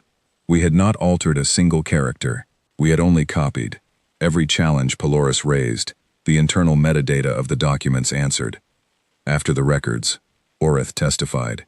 He stood on the floor of the tribunal, and he described, in his controlled, careful diplomat's voice, the language of the preliminary assessment document his world had received. He read the relevant passages aloud. Then he read, from the historical record, the identical passages from Earth's preliminary assessment, 22 years ago. He did not editorialize. He did not need to. The 17 member species in that chamber heard 2 texts with the same words, in the same order, and they understood what that meant without anyone explaining it. Paloris rose again. He said the preliminary assessment of the Narathi was a routine harmonization committee procedure with no predetermined outcome. He said the purge records, while authentic, should be understood within the historical context of a species, meaning us, that had presented significant cross-cultural instability and required containment measures for the safety of broader galactic civilization. He used careful language. He used the kind of language that bureaucracies develop for exactly this kind of moment. Language designed to acknowledge the surface of something while draining it of its meaning. I had been expecting this. I had prepared for this. The Council's representative has just used the phrase, containment measures, I said, when it was my turn to speak again. In the purge records, the same phrase appears in Document 7 of the Enforcement Directive series. It is defined, in that document, in operational terms. I nodded to Okafor. The screen changed. The definition appeared. The tribunal is invited to read that definition and consider whether the phrase containment measures, in the Council's own operational language, means what the representative appears to believe it means. The chamber read. The chamber was quiet. Then I did something I had thought about very carefully for a long time, and had decided to do because I believed it was the most powerful thing available to me in that room, and also because it was true. I talked about Earth. Not the legal case, not the documentation. I talked about the specifics of what I knew, not from records but from living it, and from the fragments that had reached us over 10 years. The people who had built underground food systems to survive a decade of reduced surface access. The schools that had kept running in repurposed buildings. The broadcast I had heard about. Jazz, playing into the dark. Not a distress signal, not a demand, just music, sent into space by someone who believed, against every reasonable calculation, that someone out there was still listening. I talked about Lily, the child in the container with the cargo tag on her collar, who had looked at me with large eyes and asked if humans were still alive. The Council's position, I said, is that what was done to Earth was a response to human aggression and cross-cultural instability. What I am telling this tribunal is that what was done to Earth was done to people. Specific, individual, complicated, musical, stubborn, very much alive people. 3 billion of them are still there. They have been sending signals into space for 10 years. They have not asked us to avenge them. They are not asking for rescue in the way that implies helplessness. They are asking to be acknowledged. They are asking someone with the authority to say so to say, on the record, that they exist. I paused. The chamber was very quiet. And the Narathi, who came to this station in good faith to discuss trade, deserve to know that the process currently being applied to them is not a harmonization committee review. They deserve to know what the language means. They deserve the chance to stand in this room, rather than to look up one day and find that their coordinates have been removed from a map. The tribunal deliberated for 3 hours. 3 hours is fast, by tribunal standards. It usually takes days. The result was not a verdict. The tribunal does not issue verdicts. It issues findings and recommendations, which carry the political and diplomatic weight of the 17-member species collective endorsement, which is significant weight in every system that is not directly controlled by the Council. The finding was this: the purge records were authentic, and their contents represented a matter of galactic civil concern. The quarantine decree imposed on Earth was found to have been executed in a manner inconsistent with the humanitarian standards the Council publicly endorsed. The preliminary assessment process applied to the Narathi was formally flagged for independent review, and the final line of the finding, the species identified as human, resident primarily in the Sol system, is recognized by this tribunal as a legal entity with full standing before this body. Paloris stood up when the finding was read. He said, with the composed certainty of someone who represents an authority that does not believe it can be checked, "The Council does not recognize this finding as binding. The Council maintains its position on all matters relating to the Sol system and to Council Quarantine Authority. This tribunal's finding has no operational consequence." He gathered his data package. He gestured to his staff. He turned toward the exit with the confident bearing of someone who is leaving rather than retreating. Reyes opened the comm channel. I had been waiting for the right moment, and the right moment was this one. Paloris, walking toward the exit, the Council's representative performing the posture of an authority that cannot be touched. Reyes's voice came through the chamber's speaker system, calm and clear. "Platform Orvith, this is Admiral Tomas Reyes, of the unsquid vessel Revenant. We are currently in the Tribunal's neutral zone, at coordinates on file with the Platform Authority, and we will be remaining at those coordinates for the time being. We thought the Tribunal, and any other interested parties, should know we are here." The screen at the front of the chamber showed the Revenant's position, fed from the platform's external sensor array. She was there. She was large. She was very visible. Paloris stopped walking. I looked at the Council's representative from across the tribunal chamber floor, and I felt the particular satisfaction of a thing clicking into place. Not triumph, not yet, because there was a great deal of difficult work still ahead, but the satisfaction of a moment in which an argument has been made in the clearest possible way. The argument was not the words I had spoken, though those mattered. The argument was the existence of the Revenant at those coordinates. The argument was 300 humans who had spent 10 years in the dark building something the Council had decided could not exist. The argument was that we were here. We had always been here. We would continue to be here. Paloris looked at the screen for a long moment. Then he said something to his staff in a low voice. Then they left the chamber. Not the confident exit of before. Something different now. A recalculation. The leaving of someone who has gone into a room expecting one thing and discovered that the room contained something else entirely.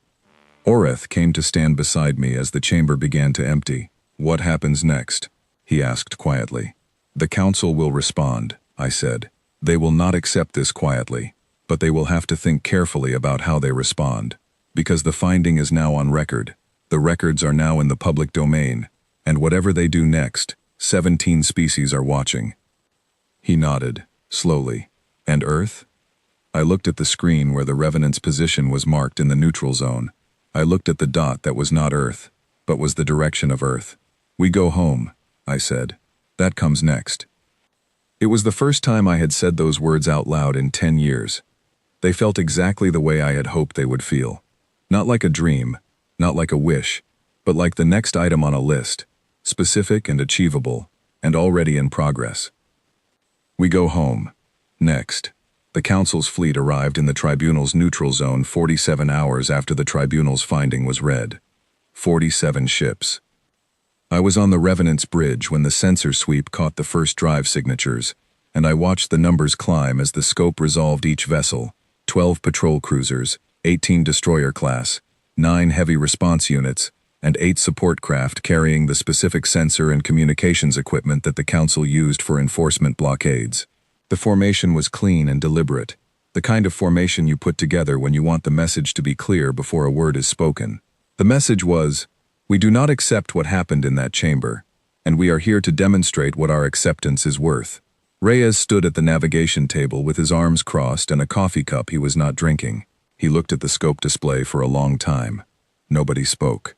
The bridge had the particular quality of quiet that experienced crews develop in serious moments. Not tense silence, because tension costs focus, but the compressed, contained silence of people who are doing their jobs very well. 47, said Gus Hartley, from his tactical position. Yes, said Reyes. We have one, said Gus. Yes, said Reyes. He took a sip of his coffee. We do. The thing I need to explain, because I understand that the math of it seems impossible, is that the advantage was not really ours, in numbers or in firepower. The Revenant was a mid-class destroyer. She was well maintained, in the specific way that things maintained by people who have no replacement parts and must be creative, become extraordinarily well maintained. But she was one ship. The Council had sent 47. In a direct engagement on open terms, that was not a fight. That was an ending. But the engagement was not going to happen on open terms. It was never going to happen on open terms. The Council had built its military doctrine around overwhelming force presented decisively, the assumption that showing enough strength removes the need to use it. It is a very effective doctrine against species that can be overwhelmed. Against a species that has spent 10 years learning to operate in the spaces where overwhelming force cannot follow, it has a fundamental weakness. The weakness is that it requires a clear target. Diane Okafor had spent the previous 47 hours doing something very specific. While the rest of us had been dealing with the aftermath of the tribunal hearing, managing communication with the allied species representatives, coordinating with Oreth and the Nurathi delegates, Okafor had been working at her console with the focused intensity of a person who finds deep satisfaction in complex signal architecture. What she built was elegant. I am not a communications specialist, and I understood only the broad mechanics of it, but the results were clear. She had found a way to broadcast Earth's blank coordinates. The null space where Earth's navigational entry had been, the deletion notice I had intercepted on the ironclad Wake weeks ago, was still circulating in Council navigational update systems. Every Council-registered ship received it automatically. The blank coordinates were, in a sense, already inside every Council vessel's navigation computer. Okafor had found a way to weaponize that fact. The broadcast she sent used the Council's own navigational update frequency, the same channel that had carried the deletion notice, to transmit the blank coordinates as an active ghost signal. To a ship's navigation computer, the signal read as a moving object at the blank coordinates, something large, something with a drive signature, something that the computer needed to flag and track. The computers flagged it. The computers attempted to track it. The computers routed targeting solutions to it. And the targeting solutions found nothing, because there was nothing there, and they looped, and attempted again, and found nothing, and the computers, which were very good computers, very expensive, very thoroughly tested on every predictable problem, and therefore very bad at the specific unpredictable problem of a targeting loop that the system itself had generated, began queuing alerts for sensor malfunction. On 47 ships simultaneously, every automated targeting system, every sensor sweep aimed at the Revenant, suddenly had a competing signal to process. The 47 ships were not blinded, they could still see, but their weapons systems and their targeting computers were, for the first 90 seconds, occupied with trying to understand why their own data was contradicting itself. 90 seconds is a long time. The Revenant moved. I want to be clear that what Reyes did in those 90 seconds was not reckless.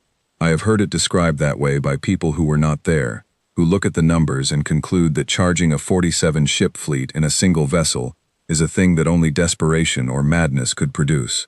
It was neither. It was the result of 6 years of careful observation, of studying every Council patrol engagement, every enforcement action, every formation report that had come through channels the Council did not know we were monitoring, of understanding not just the firepower of each class of Council vessel, but the doctrine that governed how they used that firepower.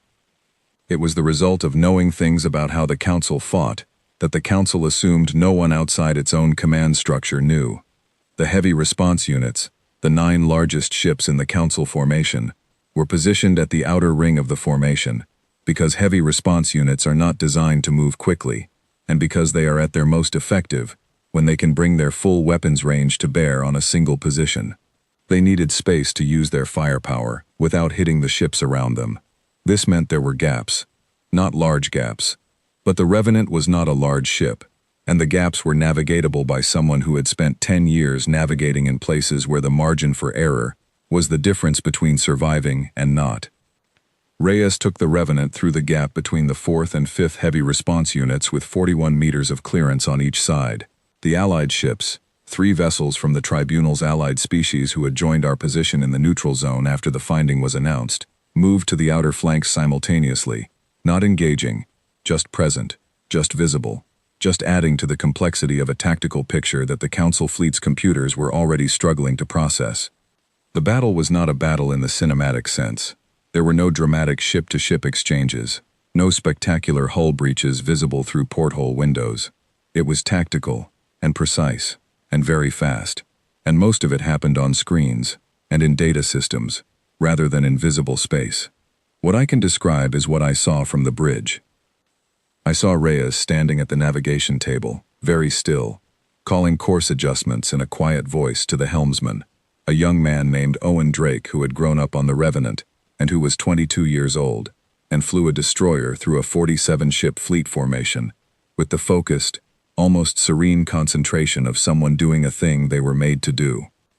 I saw Gus Hartley at tactical, making precise, targeted decisions rather than broad ones, not firing at ships, but at specific systems on specific ships, the sensor arrays and communication relays that the formation needed to coordinate.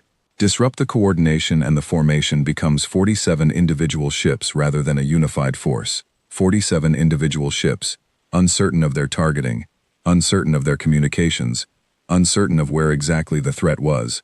That was a different problem from 47 coordinated ships bearing down on a single target. I saw Kess on the communications board, broadcasting in real time to every frequency the allied species operated on. Not tactical information, but something else. The Tribunal's finding, the text of it, on loop. In every language the Council's allied and subject species used. Not propaganda, the actual document, the actual words, the actual legal finding of the body that the Council itself had used 14 years ago when it needed to resolve a boundary dispute. And I saw the navigational display, where the ghost signal from Okafor's broadcast moved in loops through the Council fleet's sensor picture. A blank where a planet's coordinates should have been, turned into a weapon by the Council's own erasure.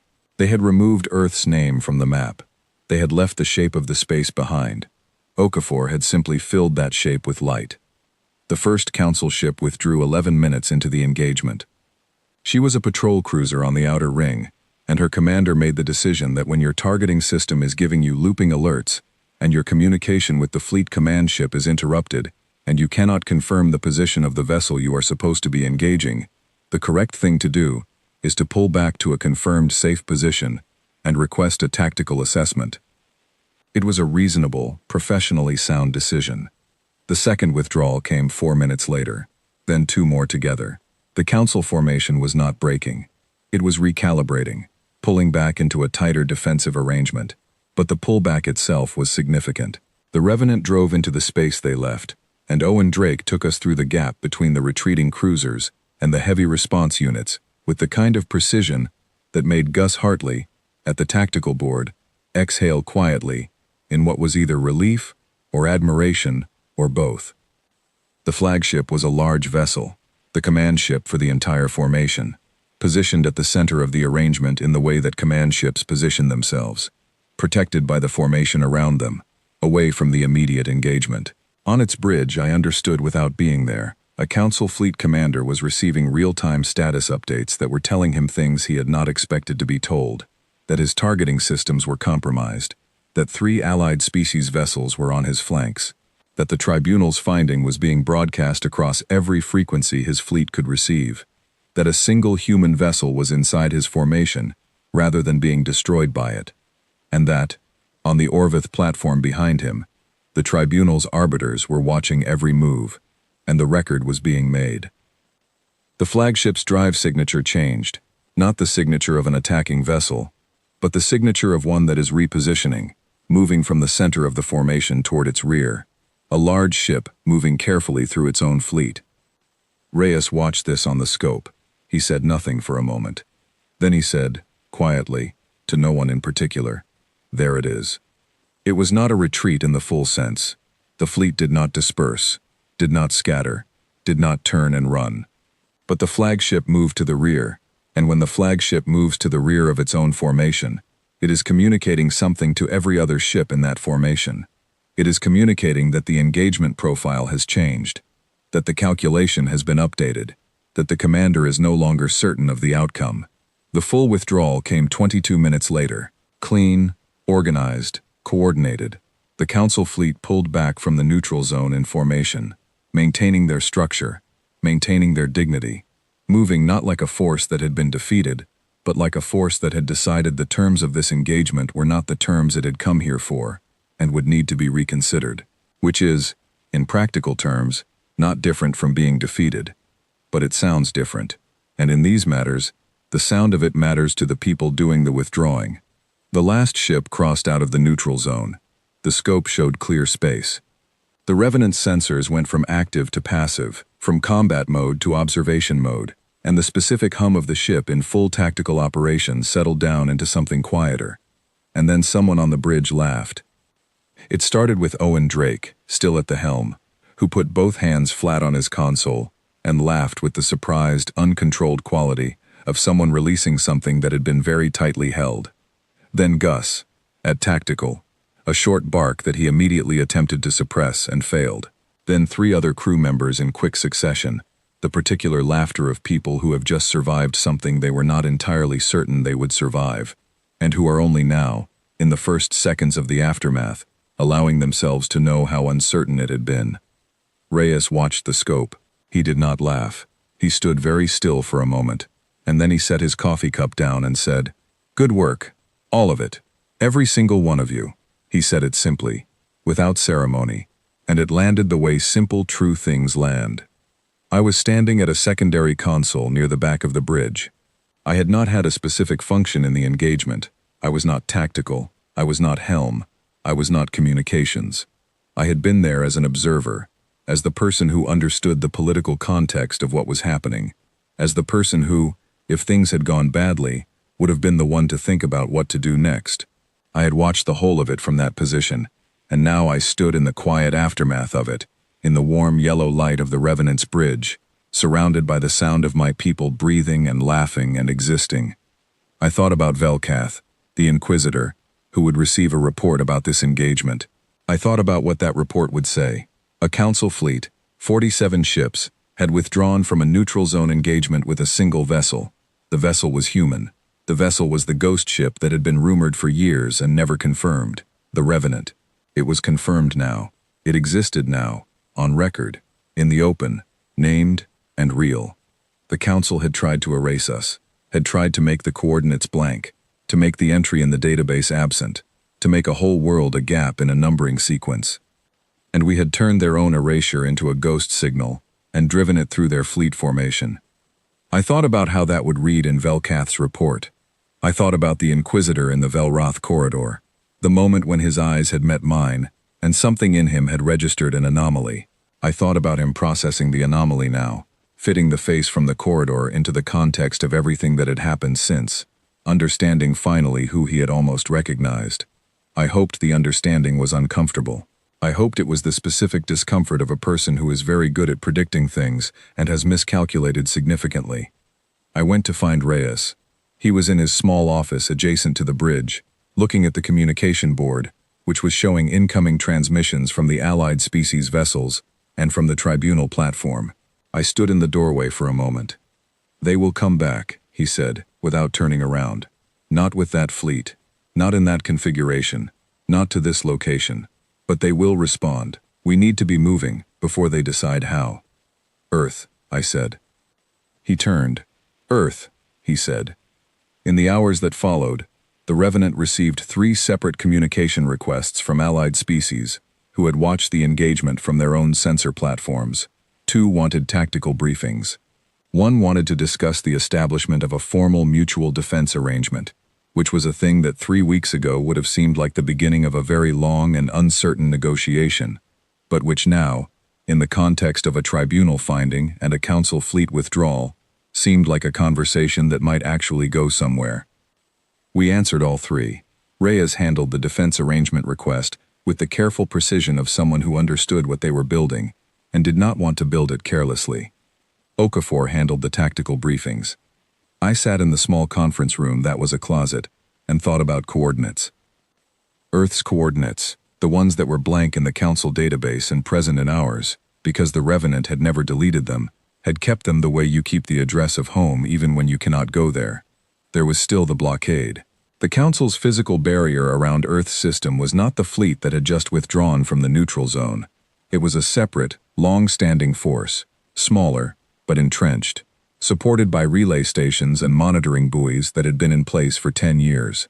Getting through the blockade was not the same problem as the one we had just solved. It was a more difficult problem in some ways, and a simpler one in others. More difficult, because the blockade force had 10 years of positional knowledge of Earth's system. They knew the approach vectors, the gravity wells, the orbital mechanics. They had spent a decade learning the shape of the space they were guarding. Simpler, because the space they were guarding was the space we were from, and we knew it too. I looked at the coordinates in the navigation system. The yellow dot, the sun, the third planet. We go home, I had said on the tribunal floor. Next. It was next now. I went back to the bridge and stood beside Reyes at the navigation table, and I said, "Give me the blockade deployment data. Everything we have on their current formation." He nodded to Okafor, who transferred the files to my station. I looked at the data for a long time. I looked at patrol patterns and relay station positions, and the orbital geography of a system I knew the way most people know the street they grew up on. "I know a way in," I said. Reyes looked at me. "The night side approach to the third planet," I said. "There is a gap in the relay station network on the far side of the system. It has always been there. The Council positioned their stations based on the standard approach vectors, because standard approach vectors are where you expect traffic. But the gap exists because there is a gravitational anomaly on the night side approach that their survey data flags as a navigational hazard." I pulled up the relevant data. "It is only a hazard if you do not know the specific drift pattern of the anomaly and account for it in your approach calculation." "And you know the drift pattern," Reyes said. "I grew up 2 kilometers from the Bristol Channel," I said. "My father taught me to navigate tidal currents before I could drive a car. I know the drift pattern." Reyes looked at the navigation display for a long time. Outside, through the viewport, the stars were the ordinary, unremarkable stars of neutral space, none of them particularly meaningful in themselves, all of them points on a map that someone had tried to blank out and failed. "Then plot the course," he said. I sat down at the navigation console. I pulled up the chart. I found the yellow dot, Earth's sun, warm and ordinary, and exactly where it had always been. I began to calculate. The night-side approach to Earth took 9 days. 9 days of moving through the system's outer edges at low drive output, using the gravitational drift of the anomaly I had described to Reyes, a slow, deep oscillation in the gravitational field caused by the particular arrangement of the outer planets, the kind of thing that automated survey instruments flag as a hazard, and experienced navigators learn to use as cover. It was not a comfortable 9 days. The Revenant moved slowly, which felt wrong in a vessel designed for speed, and the crew was quiet, with the particular intensity of people who are very close to something they have wanted for a very long time, and are trying not to want it too openly, because wanting things openly before they are certain makes the loss of them worse. Owen Drake flew us in centimeter by centimeter, metaphorically speaking. He and I traded watches at the navigation console, him for 12 hours, me for 12 hours, each of us running continuous drift calculations and adjusting heading by fractions of degrees. We did not speak much during those watches. We did not need to. The work was precise, and the focus required was total, and we were both too close to the thing we were doing to want to talk about it.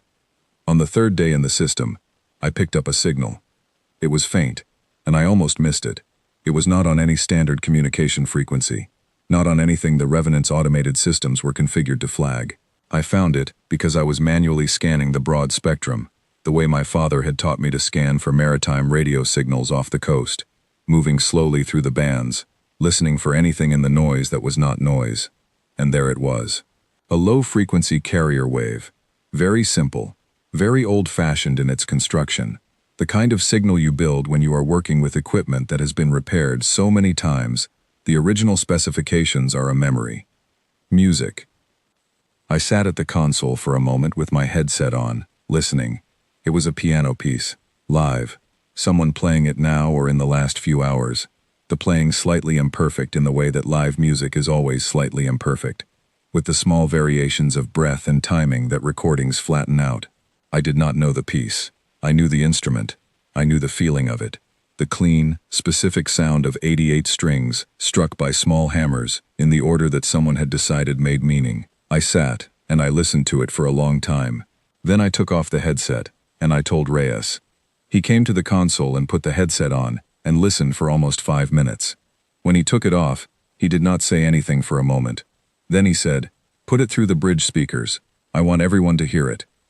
So for the remaining hours of that watch, while Owen Drake made his careful adjustments, and the Revenant crept through the system's nightside approach on minimal drive output, the sound of someone playing piano on Earth came through the bridge speakers. The crew worked to it. They did not stop working.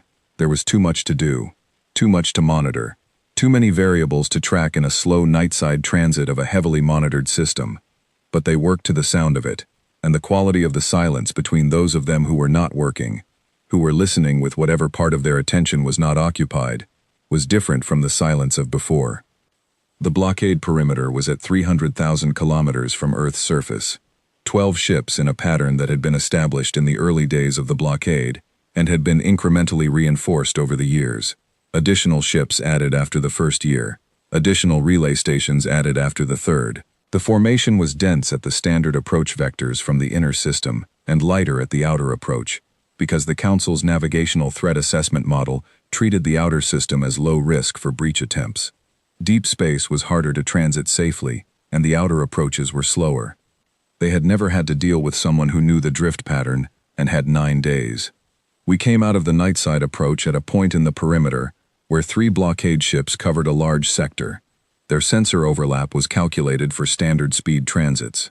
A slow transit at minimal drive output, hugging the gravitational drift of the anomaly all the way to the perimeter edge, would register to their automated systems as a small debris signature until we were close enough that close did not matter anymore. Reyes made the call at 15,000 kilometers from the perimeter edge. He broadcast on the Council blockade frequency, open and clear, the Revenant's identification, our position, and our intent to proceed. He said, "This is Admiral Tomas Reyes, of Unsk Revenant. We are in the Sol system. We are proceeding to Earth. We are doing this in the open, under observation, on the record. We invite you to note the position of the vessel, the time, and the fact that we are a single ship, with no aggressive formation, and no active weapons. Any action taken against us will be fully documented and transmitted to the tribunal platform and to every allied species communication network in this sector." He put the channel on hold and looked at me. Now we see what they do. The 12 blockade ships went active immediately, drive signatures flaring, sensor sweeps intensifying, the unmistakable electronic shift of vessels going from patrol status to response status.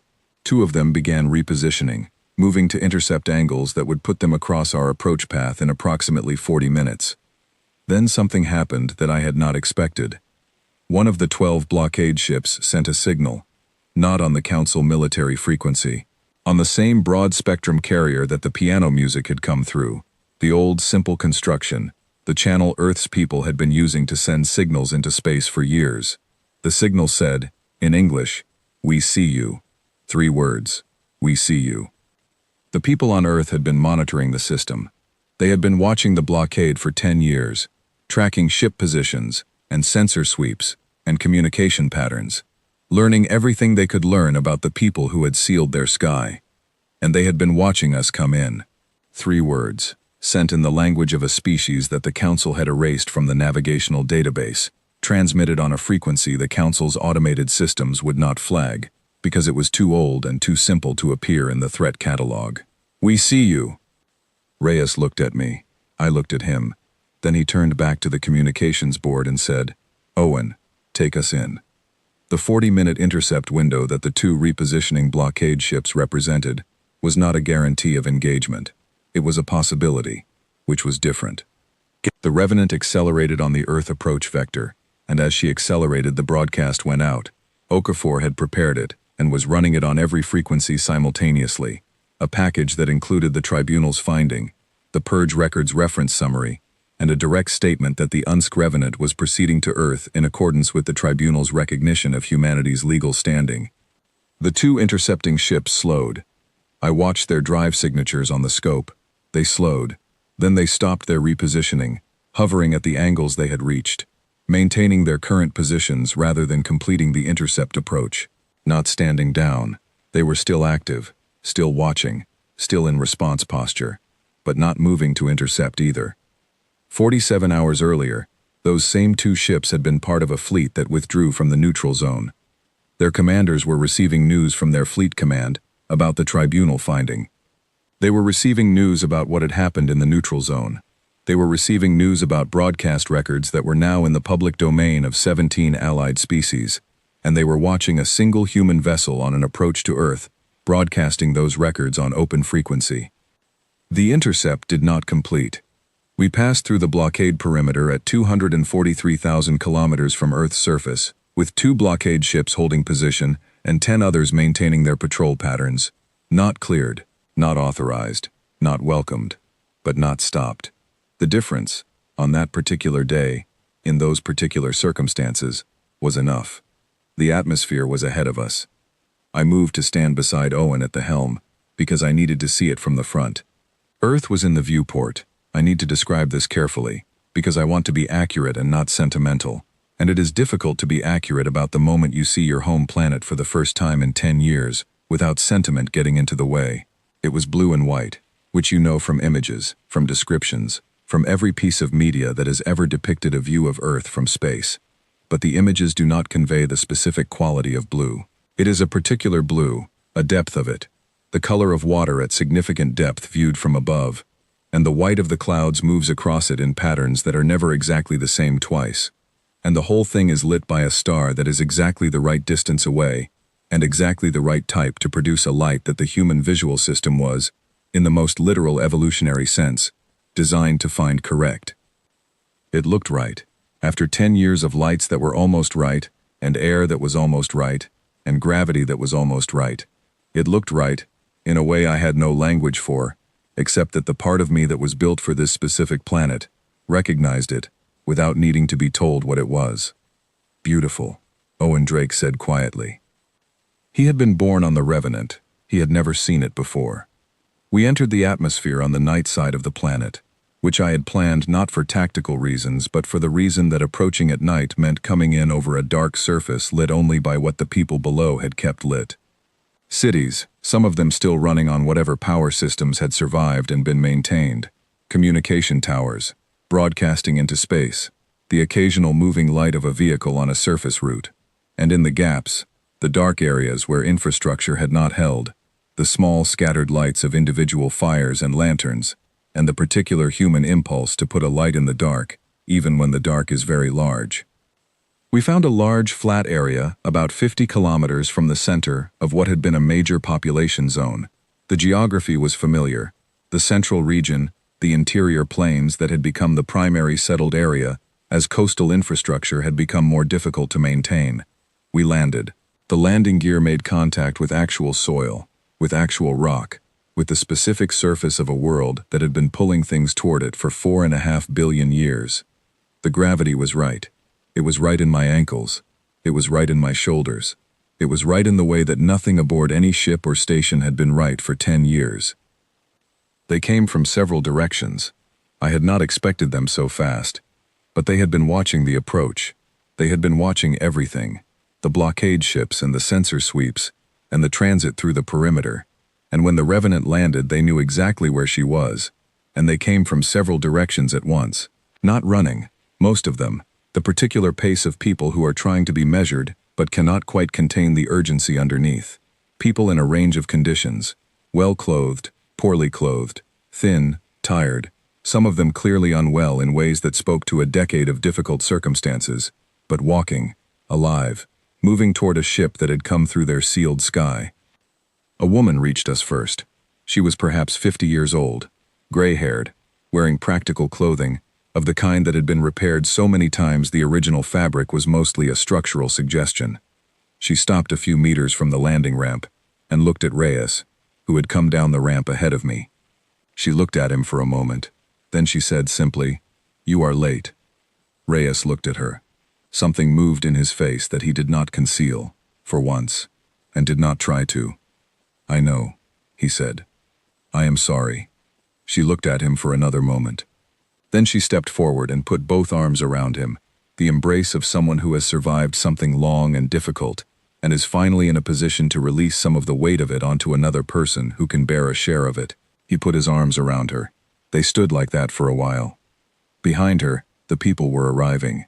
Dozens, then 100, then more, coming from the directions I had seen when we landed. The crew of the Revenant came down the landing ramp in ones and twos, and met the people of Earth in ones and twos, and there were faces I cannot describe because description reduces them to types, and they were not types, they were people, each one entirely specific, each one carrying a particular decade of a particular life, on a particular world, that had kept going past every reasonable expectation. Owen Drake came down the ramp and stepped onto Earth for the first time, and stopped, and stood very still. Someone nearby saw his face, the expression of a person experiencing something they have no reference point for, and walked over to him, and said something quiet.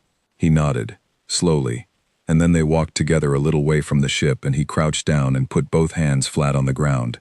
I watched this from the ramp. I had not stepped off yet. I took the photograph out of my boot.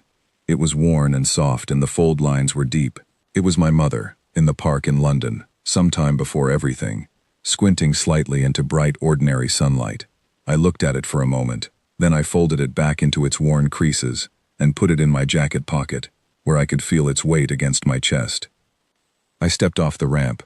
The ground was uneven here, rough grass and packed earth, and it pushed back against my feet in the specific way of things that have not been maintained for organized use, but have continued to exist perfectly well regardless. The sky above me was dark and full of stars, and the blockade ships were up there somewhere, and the tribunal platform was somewhere beyond them, and the council was somewhere beyond that, still processing, still recalculating, still deciding what the events of the last several weeks meant for their careful, administered, map-based understanding of the galaxy. I let them process. I was thinking about something closer. The smell of rain on actual Earth, not approximated, not recycled, not the ghost of it caught in the recycled air of a ship that had been trying its best. The real thing, the actual smell of actual soil and actual grass on an actual night on the one specific planet I was from. I stood in it for a while. I did not count the minutes. In the weeks that followed, the work was enormous and unfinished, and would remain unfinished for years. The blockade did not end because a single ship came through it.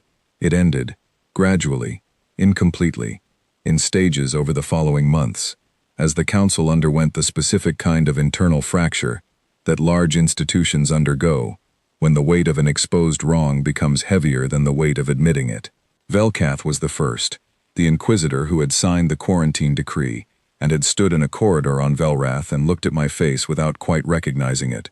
He released a statement, 3 weeks after the Revenant's landing, acknowledging that the tribunal's finding was legitimate, and that the processes applied to Earth had exceeded the documented authorization for quarantine enforcement. He did not apologize, because bureaucrats of his type do not apologize. He acknowledged. The distinction mattered to him. It mattered less to me. Other acknowledgments followed, slow, administrative, delivered in the language of legal process rather than human language, but real in the way that changes to official records are real, the kind of real that can be pointed at, cited, built upon. Earth's coordinates were restored to the navigational database 61 days after the landing. I was told about it by Okafor, who had set up an automated monitor on the Council's navigational update frequency. She sent me a message, one line. It said, "They put us back." I read the message 3 times. Then I sat for a moment in the particular room I had been given in the settlement community outside the former city center, a room with a window that faced east, and I thought about the deletion notice I had intercepted on the ironclad wake, and about the small gap in the numbering sequence that a system update had left, where Earth's entry had been, a gap so small that most automated systems would never catch it. Someone had caught it. I had caught it. I thought about what I wanted to feel in that moment, and found that the feeling was not what I had expected. Not triumph, though the word comes to mind first. Not relief, though relief was present. The feeling was something quieter and more durable. The feeling you get when a thing that needed to be done has been done, and the work that needs to come next is already in view, and you are tired in the way that comes from having done something real, rather than the hollow tired of waiting. We were back on the map. We had never needed the map, but the map was a record, and records are what civilizations use to tell themselves what they are, and a civilization that recorded us as absent had been lying to itself in a way that needed correcting.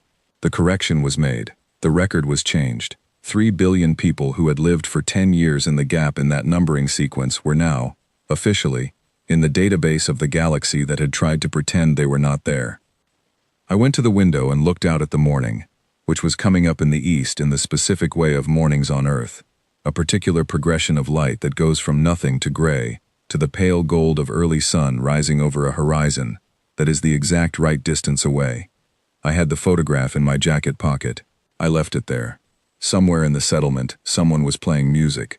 Piano, again. It seemed there was more than one. The sound came through my window, mixed with birdsong, mixed with the voices of people starting their day, mixed with the particular living noise of a place that was still here. It was cold. The kind of autumn cold that is not hostile but is direct. The cold of a planet doing its seasonal business without reference to whether anyone finds it convenient. I had been cold in space for 10 years, in ways that were managed, recycled, approximated. This cold was its own thing entirely. I liked it. There was a great deal of work ahead, reconstruction and negotiation, and the long, complicated business of a species rejoining a galactic community that had tried to exclude it, on terms that would take years to fully establish, and would require the kind of patience that does not come naturally to people who have spent a decade surviving on urgency. There were conversations to have with the Nurathi and with the other allied species and with the Council's remaining administration about what a different arrangement might look like. There were people to find, scattered across Council space, who did not yet know the blockade was ending. There was Lily, who was still with Cess, and who I needed to bring home. There was everything. I was grateful for it, all of it. The enormity of the work ahead felt, that morning, not like a burden but like proof. Proof that we were still here in sufficient numbers and sufficient condition to have enormous work to do. Proof that the deletion notice had been wrong about us in every way that mattered. I had been a navigator for most of my adult life. I knew how to hold a heading through a long approach. I knew how to adjust for drift. I knew how to find the specific star in a field of 1,000 stars that was the one you were looking for, and I knew how to plot a course toward it, and keep plotting it, even when the journey was long, and the light at the destination was faint.